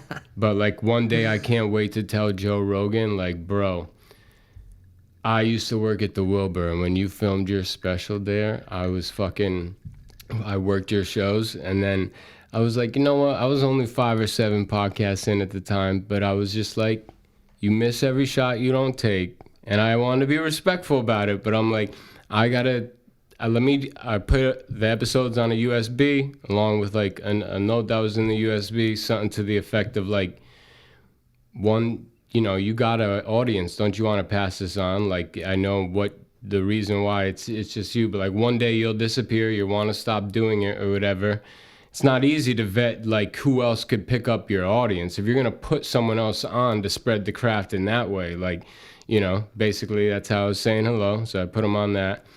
My boss, it made me feel so bad because I asked him if I could get if he'd let me go backstage in a text, and he was basically like, Samson, you need to chill with this shit. Exactly what he should have done though, because if you're a boss, then you should have said that to your employee. And he is one of the best. He's probably one of the best bosses I ever had too. Love him to death. The day of, he ends up letting me. I was just telling him, I was telling him there's plenty of situations where people blow up because they went and they did something like this, and with all respect to a man that I respect. So like, absolutely, and I was like trying to explain, because I felt when I read like you need to chill with this shit, like my adrenaline kind of went up in me, where you feel like you're just doing something wrong and bad, and then my day obsessed over it for the next day. Man. So then when I saw him, I had been obsessing over it. I was trying to justify it. And then he ends up letting me go. He doesn't tell nobody, and he lets me out the back. So he's like, he's gonna be coming out this way. Everything else is up to you, buddy. Don't do anything, like whatever. He's like, there's one other asshole waiting out there. He wasn't calling me asshole. He was calling this dude asshole. And this dude was an asshole. He's some like bro that was so fucking wanted me joke. You could see him kind of like shaking a little bit. And he's with his girl who's just pissed that she's outside in the cold. And he comes out, and I knew he's with his family. So I was just basically just going to be like introduce myself, just basically say, like, thank you for what you do. I'm a fan. Like, tell him, give him that. That was it. I want you to be on with your night. This dude is so up in this dude's face as he comes out. And then Rogan gets into the car. And his family walks because they're going to get something at a restaurant. So his stepdad or whatever was right there. And I'm like, I'm not like, now there's no way for me to do this and not be an asshole. There was a way for me to do it if I was the only one and not be an asshole. True. There is no way for me to not be an asshole now. Because that dude ruined it for you. Exactly. So I called it, and that's one of those times where it's just like when you put all your eggs in one basket, it don't mean that you don't have all the eggs still. You still had all the eggs. The basket just didn't work out, you know what I mean? And there was a hole in the basket, man. And it's like, what a nice little brush of fate in reality if you want to talk about synchronicity. I mean, just two people being able to get that close in paths, right? You know? So fucking let it be for what it was. And I also just thought, if I was Rogan, I would probably tell me come back after 100 episodes. You know what I mean? True. And I would respect the shit out of that. But it would give me a little bit more hope to just be like, boom, and just really go. And like, I'd be like, bro, I already got you the 100. It's not even 2020. I'm over here fucking all mixed up in my family. Wow, that just made me think. Imagine if you see him again and he remembered you. Well, actually, he didn't even see you in the first place, right? Because he went right to the car.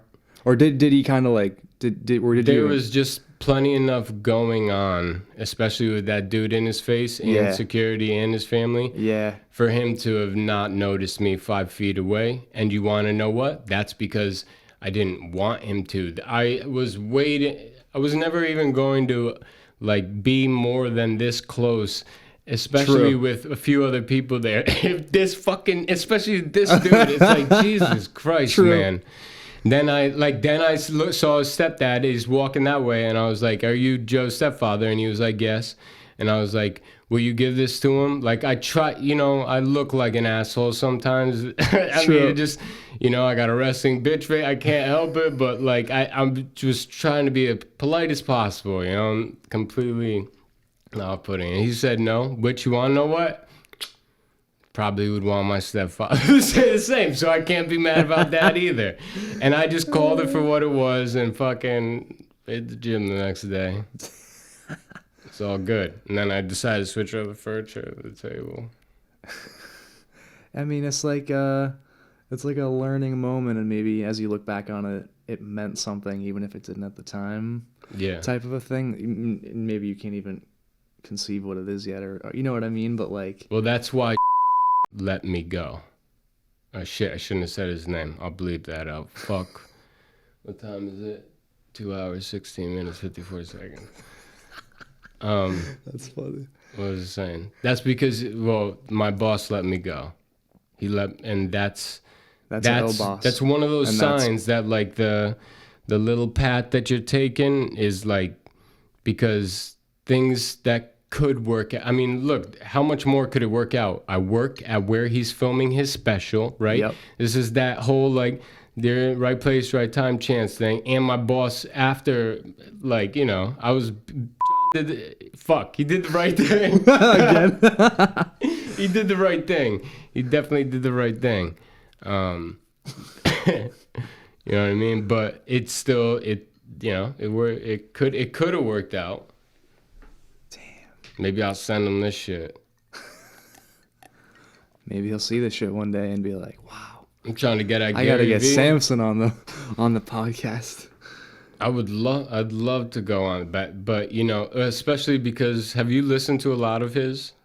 I haven't listened to enough, and you know, podcasts are the one thing that I hear some of them once in a while, but I need to get better at just really like sitting down and basically carving out the time. Because I feel like, you know, most of the good ones are at least like, you know, 45 minutes or whatever. Like, you got to carve some time out. You can't just like, it's not like songs where it's 3 minutes and then, you know what I mean? Yeah. So I think, maybe part of it too is I need to listen to them in the car more. That's probably. Yeah, just where you decide to, because like, that's the thing with audiobooks or podcasts. And then I just like, even for video, like I like people could see how we like are the emotional cues we decide to throw at each other as we talk about shit. Yep. But when I listen to a podcast, like I'm only listening, but then there'll be parts that I will want to watch what's happening in there. True. And I think that Joe Rogan or anybody else that I have digested that much of their material for, to be able to be like if someone was watching this and had seen the episodes I've done and been like, oh, like, he's feeling this, or not even this episode. Like, for me to watch one of Rogan's and be like, I could just tell that this dude was kind of like being an ass to this dude, and he wasn't really feeling it. And I could tell my brother how a 2-hour thing went down. Like, I learned something there. Like, there's a lot of things that I've learned to be a little bit less of aggressive about in the way that I can communicate in all ways, you know? True. Like, he'll take the high road way more than I would sometimes. That's also when you gotta think, okay, I'm 30 and and even though you're 27, it's like we are young. Yep. I'm looking forward to 40, because at 40 I should have been like a well-crafted version of me for long enough that it's like paying off in many respects. So 40 will actually be great. And that's a great way to look at it, because not a lot of people say, I can't wait to be 40. Well, but I feel like a lot of like truly hustling people, it's because they see the end goal. Yeah. You know, 90-something% of people don't see an end goal at, you know what I mean? It's just like, oh, I don't want to get older. I don't want to get older. Even health-wise, though. True. Like how my habits, how they've changed for what I put into my body. Same, aside bro. From, you know, we all got vices and shit like that, but like, you know, the meals a day, my meals and what goes into that and supplementing shit like that.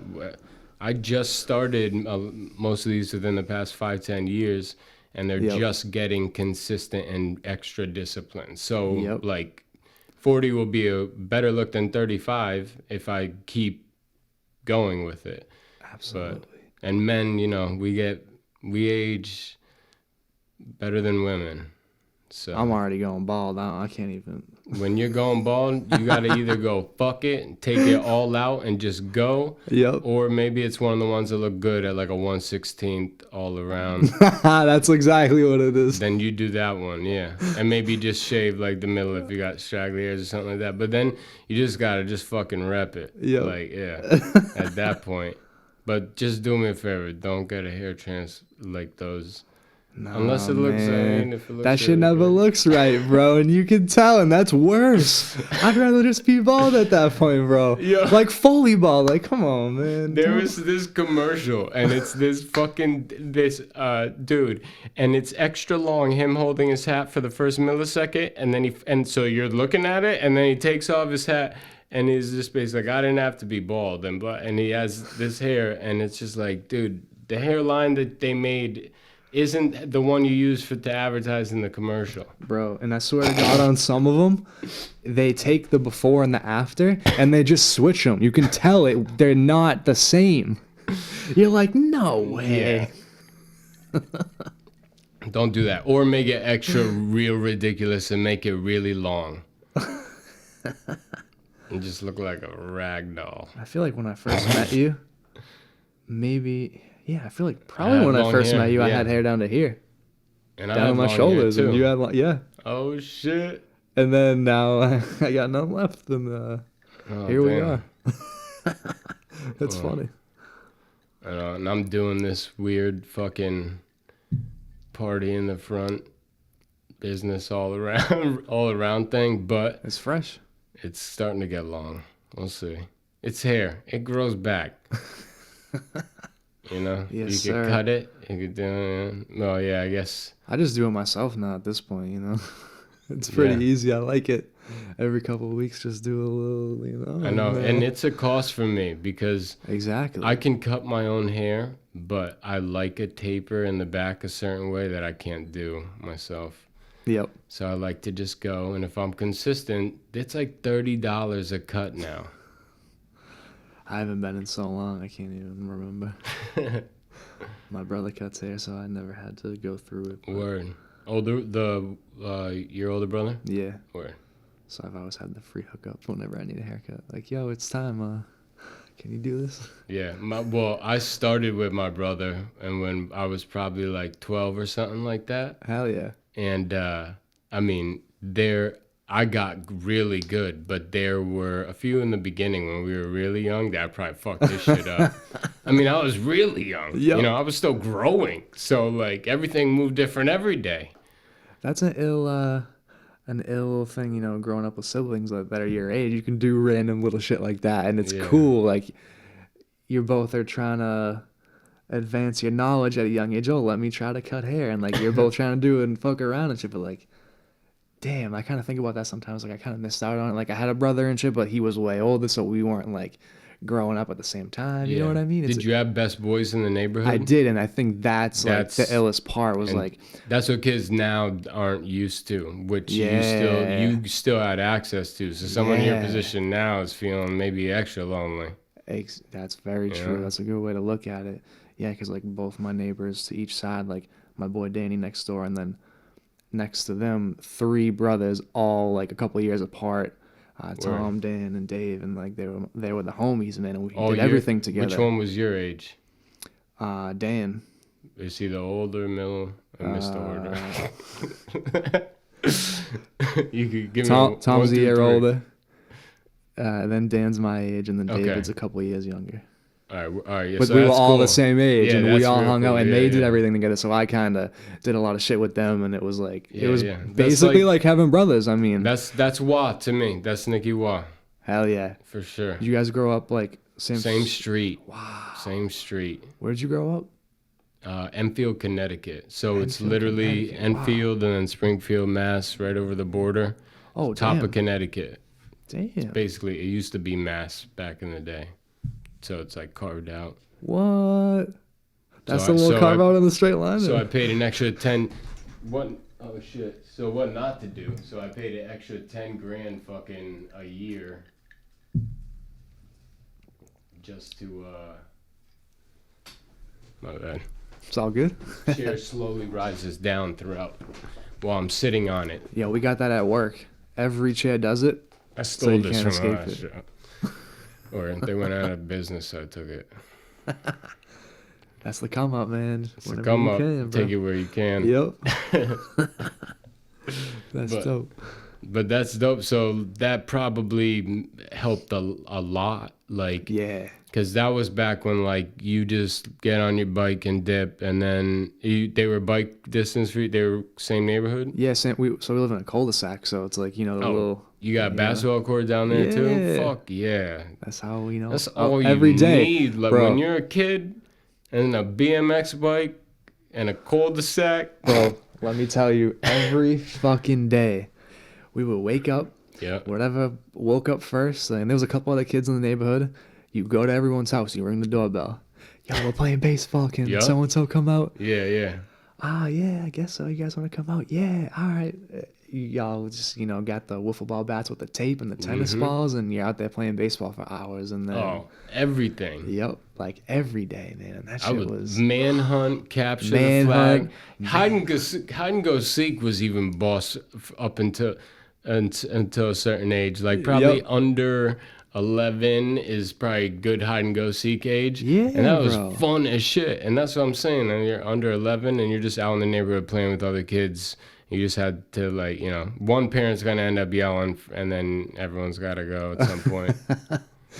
Yeah, that's the worst. Like, oh man. Oh, and I would go knock on Jane next door and fucking, I'd be like, yo, dude, go home. Like, they're not doing anything today, right? Like, you get shut down from chilling that was with your the friends. worst, bro. They would cut you off, like, they would be fine.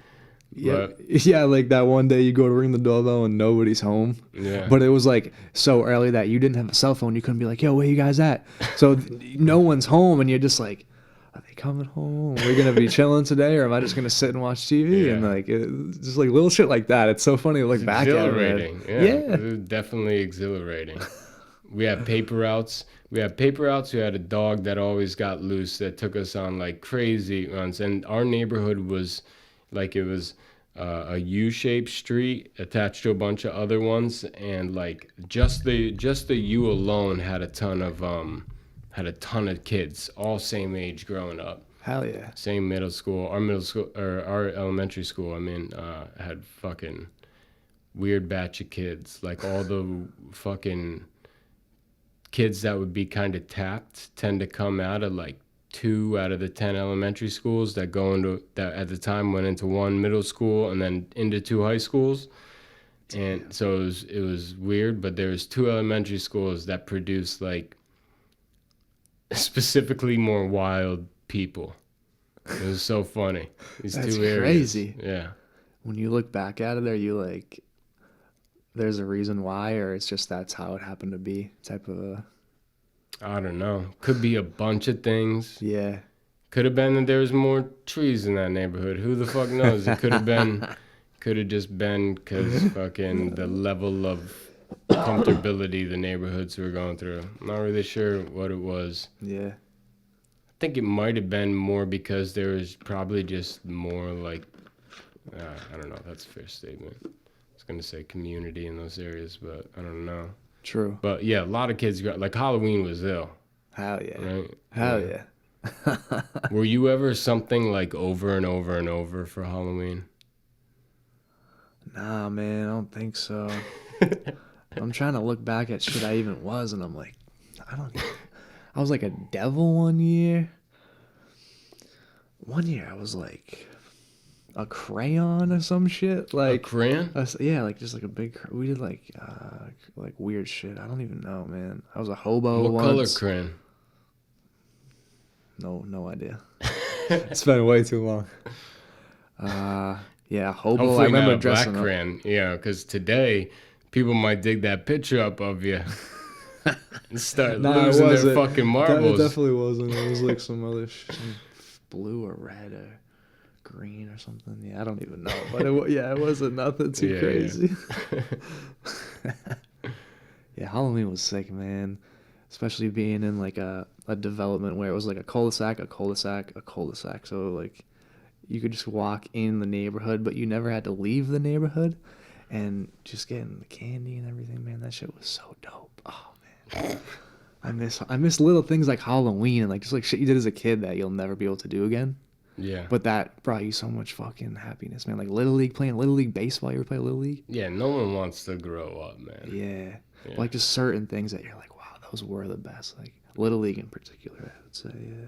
You got, shit like I mean, there's a different level of community involved. The fact of the matter is, as people get older, for the most part, even in all different types of poverty level, I mean, as a matter of fact, it's usually the people that are lower in poverty that have more of like actual community sometimes, you know? Damn. Like the area being gentrified or gentrificated or whatever the fuck it is. Yep. But like, I don't know, like there's back then you're doing things with more people on a much more personal level than you do now. Yep. Like when you're at school, like your 40 hours of work a week is like in what environment and to what kind of people? It sounds like you get, do you get FaceTime or it's all inside? Inside sales, yeah. I mean, it's all people submitting inquiries and we're responding, Yeah, so it's not like super so you're not cold dealing with calling people though, like in real life, you know. just on the phone and via email and text. I think that's part of the reason why like nurses and dental people and firefighters, they also have the most happiest jobs when they rank them. So they're interacting with like a lot of people regularly still. True. Like that's a good thing, you know? Yeah.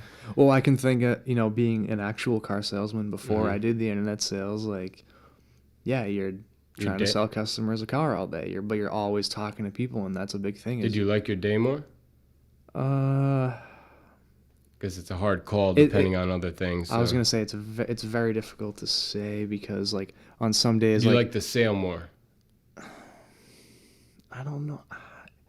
Maybe, yeah. Like it was just cool to see people, but the problem when you're doing a sales job with the general public is that for every really awesome person you meet and have a great conversation with, you're gonna meet two people that were just awful. Probably even more, yeah. Damn. So like the highs were better and the lows were lower. I see. Because like imagine you get a horrible customer that's just like you can just tell they're just like not a good person, and you have to just sit with them for an hour, 2 hours, and try to sell them this car. And yeah, it's just there's no camaraderie or any type of thing. It's just this person is just being the general dick public. There's no filter. You know, the filter in the other jobs is more like on a, you have to have been this professional. At least, yeah, you know? And especially in the car business too. You like they look at you like this dude's a car salesman. Like I don't trust them.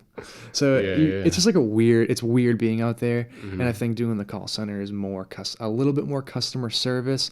Like you have to, you know, get them to buy the car, but your job is more about making a friend and getting them to just consider you because there's so many dealerships out there. Yeah. I feel like the nicest one tends to get you in, and then the best salespeople tend to sell you. But you know, so you gotta just be nice with people over the phone and shit like that. I don't know, it's different. Yeah. But for sure. Either way, it's not what I want to be doing. You know what I mean? There's anxiety and shit with that. You know. There is a lot you learn from it though. So like. Yeah. I'm wanting to make sure when I made this switch that like no matter what, the job that is paying me is somehow strengthening. Preferably a skill set that I need to strengthen, but a skill set that nonetheless I'm going to need to use to go further. That's so crucial, and that's why I don't ever regret taking this job. Like even if I don't like it, I'm not trying to be there anymore. I would say like. It made me become a lot more like personable, and you know I had to strike up conversations with people and learn how to do all these things that I didn't want to do. And it's funny because when I took the job title was like product specialist. That's what it was called, right? And the way they did the job description, it was very like almost like you're learning about a product and you're going to be helping someone understand it. So I'm thinking this is like an office job where I'm like researching things and doing all this shit, but then when you get to the interview, it's like inside sales. It's like, well, you're selling people cars at the dealer. Yeah. We just don't call it that because we want people to get intrigued. Yeah. But it's funny like the way they write it. Sales and marketing titles with specialists at the end tend to be inside sales versions of things. Yeah. I didn't realize that at the time, you know. Well, yeah, no. I was just like, I just need this job. If anything, it's kind of annoying. It's like, why don't you give me a fucking title that'll help me advance my career? Like this doesn't mean what I even thought it meant, you know? That specifically sounds more like consultant, like, or whether brand related consultant, like for the product. Well, that's what I always called myself, was a sales consultant. Yeah. Not a product specialist or a salesman or whatever, like that's how I always worded it. And I recently started, so now I do business development consulting, because that's what I do now. Because if I have to explain what business development is, it's everything about sales and marketing for the business. Oh, yeah, that's so true. That's exactly what my title's called, business development agent or salesman or however you want to put that in, but yeah, like if you're a startup and you have 5 people and you got the CEO, and then you're going to need somebody to do something in sales, or let's say maybe you have to start with even like 3 people. What are the first 3 that you're going to end up wanting? Well, it depends on the kind of company, but then sales is going to be one of it, and then the one that needs to go and get more money for what everyone's doing. So sales, that's sales and marketing, what that person is doing. And that is just business development. That's the easiest way to look at it. It's a good way to put it. Like I give internships now through Mass Life Sciences, through the engineering company. So like every 6 months I get a different intern. And I've ramped up an inside sales team before. So I train them, even if they're only 20 hours a week, as if they are a entry-level corporate enterprise inside sales rep. That's dope. Because it's all the same principles. Right. Every job and sales, it's all the same principles. It's just once you know the principle, you could see how to apply it in many different things. And okay, you're selling cars. There's still ways to track your goals and what to go after. There's still ways to communicate. There's still ways to objection handle, to drive the call, to be able to like answer all the questions before they ever ask. There's tactic and skill to all of that. But once you add that, now it's up to you. Just read what that company's about, fucking play the role, like jump into it, learn more. You're going to make mistakes. But like once you know those several principles, it's important. And when you learn how to communicate effectively, like stupid little things, doing assumptive selling. Objection handling is a real thing. Like if you haven't written down the 15 biggest things that your person is going to tell you why they can't do it, or why they don't want to, or why they don't like on yours, or if you just straight up never ask them, you are now basically saying, yeah, I'll invest my time following up with this motherfucker for the next 6 months on my boring ass day-to-day job, and I'll call this person, I'll leave a voicemail, and they don't care. No, you didn't qualify it the correct way the first time. Kids don't know about BANT. I give them as much as they possibly can fucking learn, at least for an inside on the phone sales role and marketing automation. And then I'll be like, okay, let me help you write your resume now.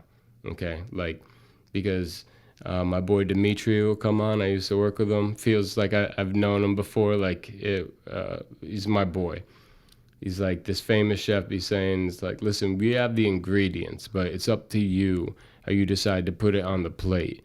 And that's how you should think about your resume, and that's how you should think about when you're selling yourself or whatever. Because when you, especially if you're humble or modest, and then talking kind of like outwardly about being extra confident about yourself might not be really your steez, but on resume for a job in that world or whatever else, you're not lying. You just say what it is. I tell them, don't say this was an internship or a co-op. Right. Leave business development specialist, and if they ask you, was it part-time, say yes. But if they don't. Right. And if you write it well enough, I feel like they're not going to inquire about it because it looked so well. Part of the objection handling before they even have the objection. Did you put it on there the right way? Right? Is it what they want? That's valuable to a college kid. Right. Especially if they're going to potentially do what many people have done, which is jump in there, get in there, be like, fuck, this isn't what I wanted to do. Now I'm only becoming worth money in this one line of work that I'm doing. Do I want to jump this and that? Okay, I always want to do this. Go out for myself? No, help them go through it faster, right? So don't tell them not to do it. Just make them great at it. That's awesome, man. Dude, I wish I had an internship. I think you never did any when you were in college? Nah, man. No? like they had them at our school, but it wasn't as like pushed. Yeah. You know what I mean? Northeastern here pushes it. It's mandatory. Bro, it comes a year, but it's so good. I wish I went to Northeastern, man. Yeah, I actually have to commend them for that. Everybody I know that went to Northeastern did something like great after. You know what I mean? Like I've never met anyone that like, well, like something like cool or dope. Like nobody, I feel like nobody I know that went there like left and like they're just doing this shitty job that they hate. Like they're all like doing like cool, working for cool companies, traveling, like all like shit. They got to carefree try out kind of what they were thinking the job was gonna get and do the lowest level of it and see how it works, which is what everyone should do. And if you didn't like it at the first co-op, you can do something else the second one. You had 2 chances. It's not like you just had the one, which most colleges do as well. You get 2. Yeah, I had that's taking up the college credit too. It's so dope how they design it. It's beautiful. I mean, especially if I was a college kid and I got to do it carefree, knowing that I still had another year of school or something. Like, all my friends are still there, but this is part of it. You know, it's helpful. Yep. For sure. Yeah, I wish somebody explained that to me when I was still in high school. Like, you don't realize it until later and shit. It's crazy. Those things can go a long way, like just internships and... Yeah. And, did you ever think about doing something like going into, I don't know, more like corporate-like position, but in music somehow? I mean, that would be unbelievable, but I feel like that's just the hardest thing to get into. I mean, even at every, like, think about, I mean, how many major labels are there? I don't know, like, less than 10, right? Yeah, you're just like better off trying to do it yourself. Like, they can only hire so many interns. They're only going to hire, like, very few. And to be one that can get into one of those big companies, it's very hard. Maybe you can get on, like, an independent label, but even that, there's only so many people that they can take in for an internship. You know what I mean? Like, so I feel like working for a label would be very hard, but maybe the best thing would be to build one on your own. Build a label. For sure. As an artist, you know, like to have your own label, I think that's like starting to be the key for the future of music, because it's easy to learn about how to like run a dope label, because there have been so many dope labels and you just kind of study what people do and emulate it. I know it's harder, you gotta find talent and everything like that, but I mean, like, I don't know, it's just I think it's the future, and you're starting to see a lot of like independent little labels come up. Look at like Griselda and like you know, Pro Era. Westside Gunn has his own day of the year in Buffalo. Damn, that's crazy. That needs to be one of my comedy bits, because it's possibly one of the most ridiculous things ever. I love them to death, don't get me wrong. I'm sure they do a lot of good. But the ridiculous part is less about whether or not Westside Gunn wanted the day. It's more about the fact that the town was willing to be like, yeah, you get, unless he had someone in his pocket from something else, then why you hear Westside Gunn song? I'm not saying that it's don't accept all the good that's come along with it. I'm just saying, like, if he's got a day, have you heard of Westside Gunn song? Like, he's got a day. That's fucking He's savage. hard, man. He's hard. He's real hard. They're all hard. They're all hard as fuck. I love them. We were just watching I sampled a couple of the blips from their interview with what's his name? I don't know. Shit, the older Hispanic dude. He's on Jay-Z's shit. When the fuck am I forgetting his name? You talking about like the Rap Radar interviews? Yeah. Elliot Wilson? Yeah, Elliot Wilson. Hell yeah. But yeah, I like it was a good interview. Conway said some shit. Their interviews are like, you know, Elliot Wilson and was it B-Dot? Is that his name? I believe, yeah. I don't watch it often, but I watched that one. Yo, they've done some dope interviews. I just saw the Drake one a few weeks back. That was dope, and like, just the way they set it up, the whole like the scenery yeah, it does look pretty good. Yeah, and just the questions they ask, they're dope. Like they know what they're doing. Yeah, they definitely did their research. They know like what to say, what not to say. You ever seen Nardwuar shit? Yeah, bro. Savage. Absolute savage. He's fun to watch, man. That shit's crazy. Oh, yeah. Yeah, I remember growing up on that shit. That was one of the first interview outlets on YouTube. I feel like that really like everybody caught on to was like Nardwuar. The hip hop in a heads. way. I mean, yeah, the like hip hop heads. Yeah. Like that shit blew up, man. Doot doot doot doot. Doot doot. Fucking. Oh my god, man! Shut up, Nardwuar. But yeah, going after something, you know, like I like how you just were reaching out to like a lot of the heavy hitters too, that you could possibly get on something. I'm excited to see what you end up bringing in for the next one too. I got a few so far that may top what I did on the last one, but yeah, it's starting off well. I think it'll be similar track list to the last one, a mix of like dope people on the come up, local cats, and just trying to blend everything, I would say. Word.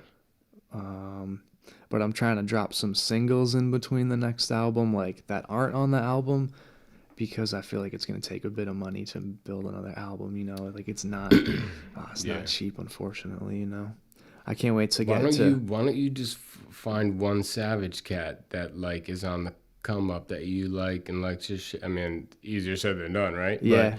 But then like, you know, build the whole album with that one cat.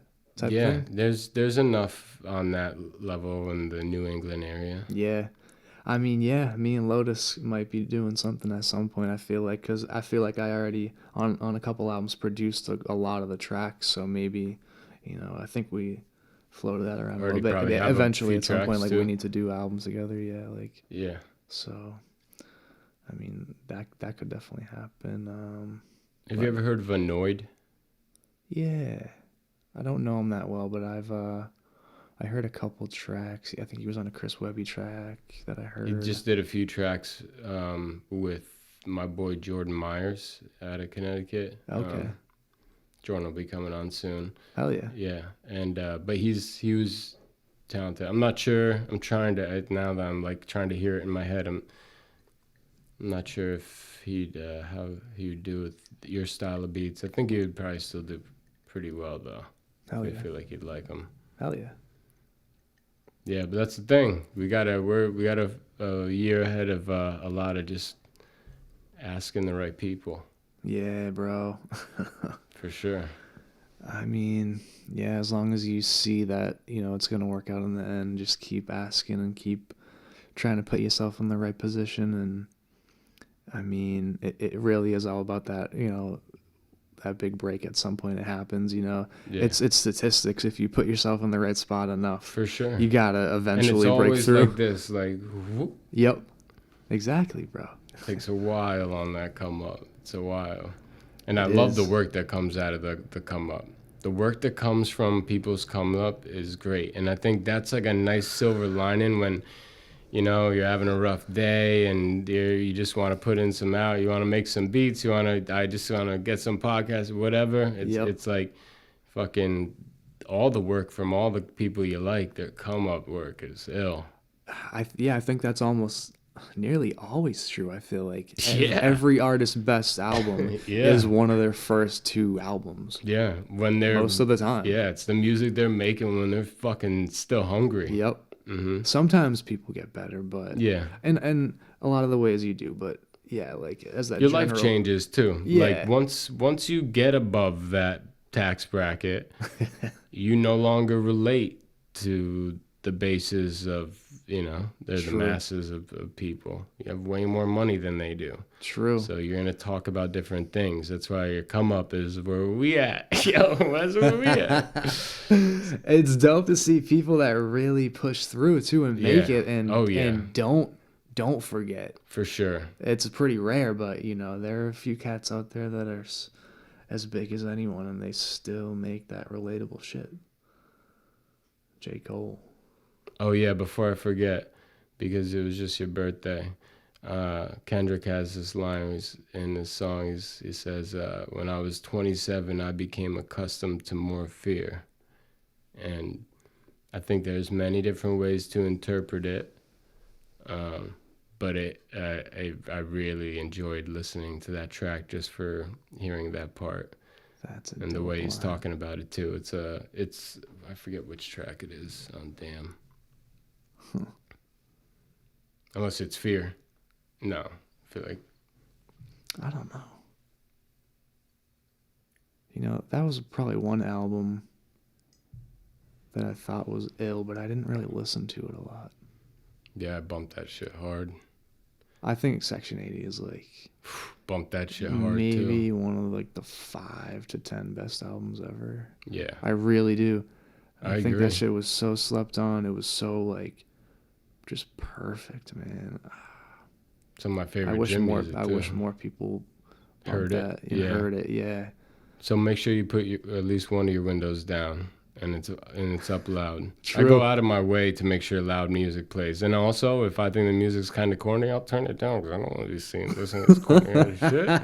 I'm not even sure of it. I'm testing it out. Yo, that's a perfect ass explanation. But yeah, share it. Hell yeah, bro. Fuck yeah. And that's kind of going back to... Because you're right, because I'm 3 years older than you, and I was young when that dropped. I was still in high school, so I think, I'm pretty sure I was still in like high school. 2007. When did that drop? I don't know the exact year, but we were definitely... I believe I was in the high school age. Yeah, I believe. These years blend, bro. I know. It's so crazy. And we'll be using hip-hop albums to mark time periods with our children. Oh, I forget. It was around the time Section 80 dropped.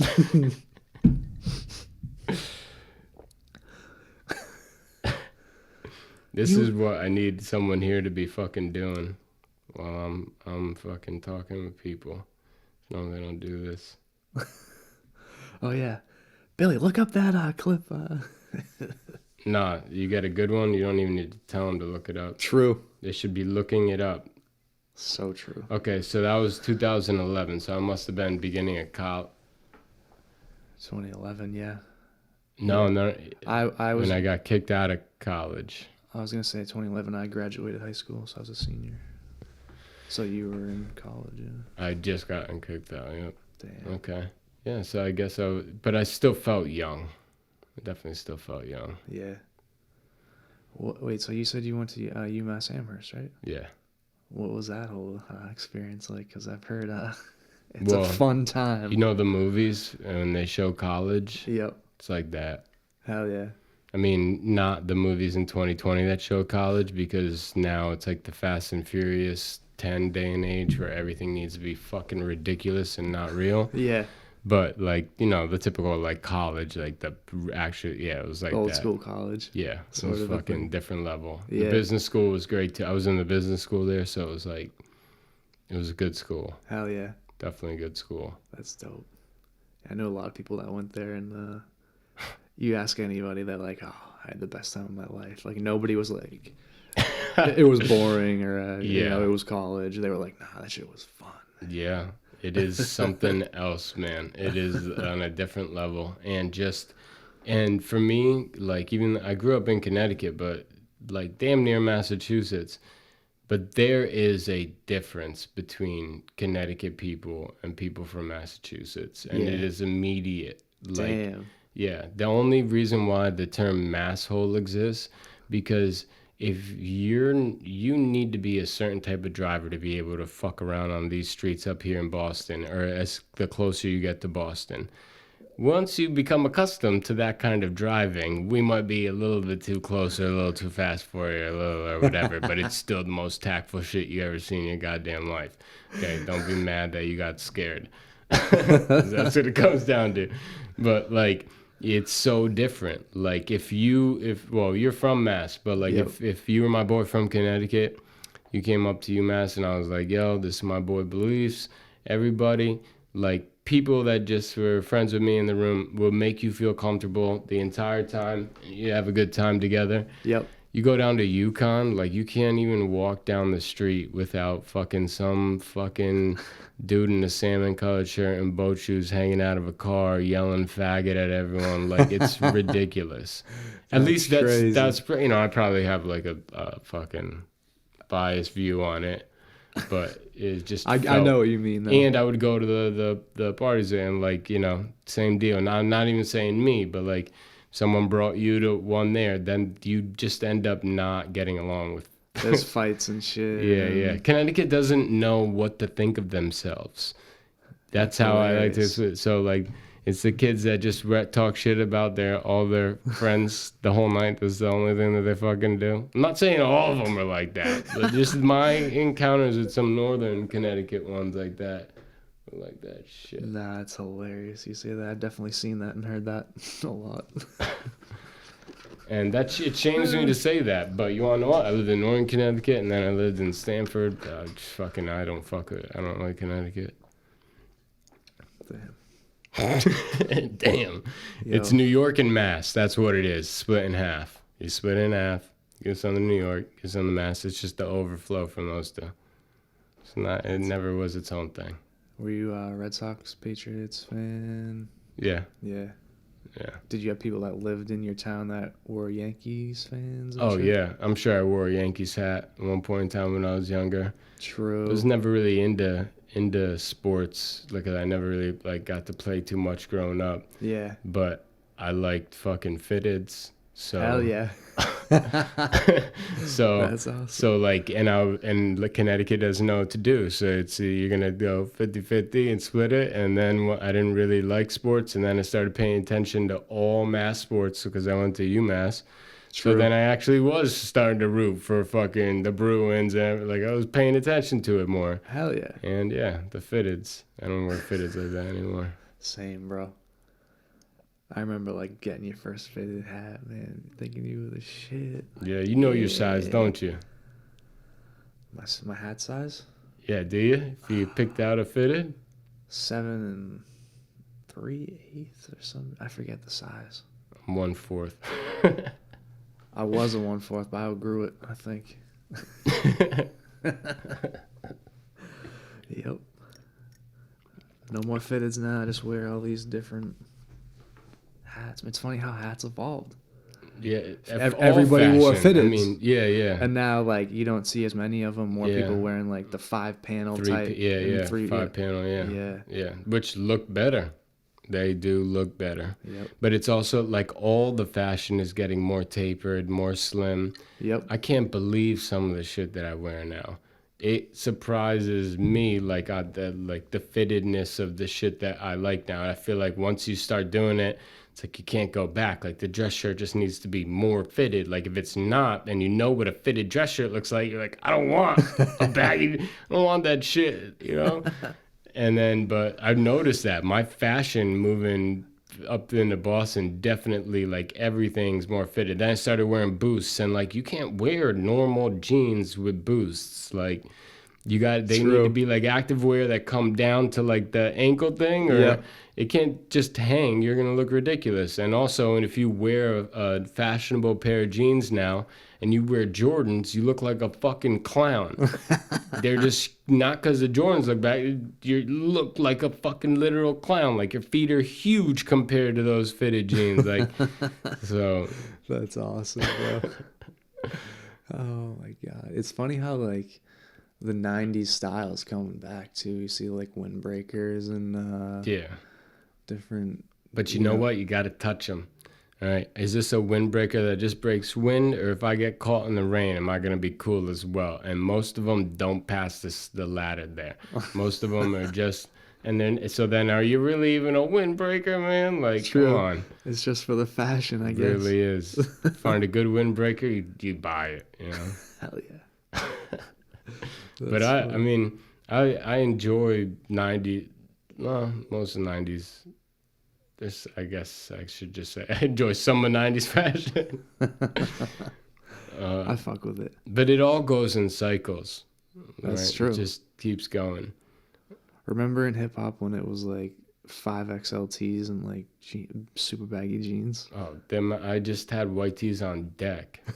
I used to have white tees on deck. Also used to have Air Maxes and Air Forces on deck, and just change the color of the shoelaces in middle school to match, like if I was wearing something different. I always had white shoes. Hell yeah.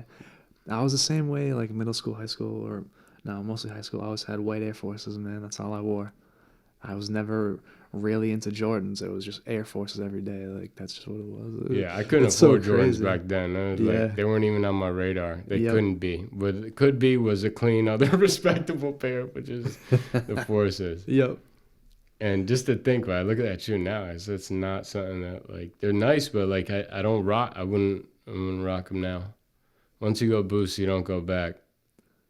I've been meaning to get some Air Forces, but I need to get on that Boost game, man. I still haven't rocked any like, is that the Adidas Boost? Or, yeah. I never ended up getting any of like the Kanye's or any of the Adidas or anything. Like, I won't fuck with Kanye shit, but not because there's a few that I like that I would, but otherwise I'm not fucking with it because I don't have $800 or I pick the ones that I tend to pick the ones that are the like real expensive ones. They're like, oh yeah, definitely not having them. True. But the Boosts to me are just fucking. I like the way they look a little bit better if you get the right pair, and then just so comfortable. Hell yeah. Like slippers, you can sleep in them. They're ridiculous. They should give me fucking. At a certain point, I'll go tell Adidas like, yo, you need to endorse me. I've been on the Boost game fucking too long. That's awesome. Yeah, I gotta get on that at some point. It's weird to like. I feel like lately I've been like against spending money on anything that isn't like music related. It's good. Maybe I'll go get some food once in a while, but like I can remember even getting Uber Eats every day, and now I bring lunch every day. Like, that's a discipline in its own. It is. You're gonna be healthier. Hard. You're gonna be healthier too, though. Yeah. That's a statistic. Like families that cook more are the same families that are not as like less overweight. True. The amount a family cooks is directly correlated to if they're overweight or not. That's crazy, man. Damn. It's Uber Eats was like just so addicting at one point. Every day at work, it's just like, hey, what are we getting today? Yeah. All right, click. It's just like, it's too easy. They're good places too. Yeah, that's the best part because you get all the places that you could never get delivery from. It's all the restaurants and shit. Like we were getting Cheesecake Factory like every day. Oh, and, like, okay, yeah. And like just different restaurants and shit. And it was like, it was so dope. But it's funny because like being in the car dealership, everybody's making all this money, and it's like, fuck it, get the fucking steak and whatever this, and nobody gave a fuck. And then after we all did it for so long, everyone's like, I think we got to start bringing lunch type of a thing. Like, we can't keep doing this anymore. And so now at this point, everybody's kind of off the order lunch every day and bring your own. It's like, it's funny how that works. But I think like the big part for me was just being like, if I don't order lunch every day and I bring lunch, at the end of the year, I will have saved $2,500 plus. Yeah. Maybe $3,000. It was something like in that range. Yeah. And I was like, that's a lot of money. Like, you don't think about it because it's so easy to just spend an extra few bucks here, an extra few bucks there. More than that, too. Yeah. If you're getting, if you're counting it as fucking $13 a day, it's a lot. Oh, shit. At one point, I was spending $17 to $18 every day. Yeah. With delivery fee and tax and all that shit. Yeah. You know how much of a boss I feel like? When I'd be setting up the coffee to brew automatically for tomorrow morning, and I think about the money that I'm saving, that's why I feel like a boss when I'm hitting brew on it, and because I'm making sure I'm good to go in the morning. But because it's like $5 a day on coffee, that's ridiculous. That's fucked up. When we were growing up, wasn't it 99 cents for coffee? It's not $5. Yeah. Well, I'd be getting an espresso shot added into it. True, but I just feel another $1. Shit like that, it's just gotten so expensive over the years. That's crazy. Yeah. I guess everything gets expensive. You got to be a drug dealer. You got to control the setup on your own. Buy in bulk. True. Have the factory at your house. brew that shit up. Wait, did you say that you got it automatically brewed at this? You said I'll put the coffee in it and whatever, and I set it for the morning. Oh, I thought you for a minute. I thought you meant like you click the time and then every day it makes it at the same exact time. I still gotta load it at night. Yeah. But yeah, I do make it at the same time. But like, does it do it for you? Does it know? It's like on that. See, no, it's wow, a Mr. I just thought of that. It was $30. Is that a thing? Is that a thing? What? You could make. You could have in it Black set. Mirror. They take a fucking PC and put you in a little control center and then fucking make you in the control center run your life. That's what you gotta do. That's fucking ill. I don't even know what that. I've never even heard of that shit, but that's an ill idea. Check that shit out. It's in Black Mirror. Damn. But I was thinking, nah, bro. If you had your coffee machine go off at the same time every morning, and there was already a cup in there, and it was like, you know, you're running around in the morning, and you always leave your house at 7:50, and every day would make the coffee at 7:45 or whenever you needed it. Yeah, that'd be dope. That'd be an ill idea. That's why I just do it at night, so every day it does make it at that time. Hell yeah. Hell yeah. It's the only way. Well, yo, I appreciate you coming through. Hell yeah, brother. I appreciate you having me, man. No doubt. When so can you drop everything for like how people can find you? Yeah. And I'll put it up on the screen at the end. Like I'll show your Insta, I'll show the SoundCloud. My man. So yeah, just let them know how to find you. Yeah. So Instagram at B_Leafs, LEAFS. Twitter at BLeafsMusic, Spotify, Instagram, Spotify, Apple Music, SoundCloud, all of that. Just B_Leafs. Check out the Horizon. It's my debut album. I just dropped a track a couple days ago with Lotus Taylor and Surreal called Lifetime. So check that one out. Spotify, Apple Music, SoundCloud, YouTube, wherever you get music. And yeah. Word. Appreciate you having me, Doug. Good shit. Hell I'll yeah. Definitely flag them your way. Yes, sir. And we could still chop it up after, but hell yeah. I figure we would. Yeah, I'm stoned as hell right now, bro. Yo, me too. That shit goes a long way. Yeah, bro. For sure. It's gonna be so funny watching back, just watching how like the parts that it ends up going from like, us not high.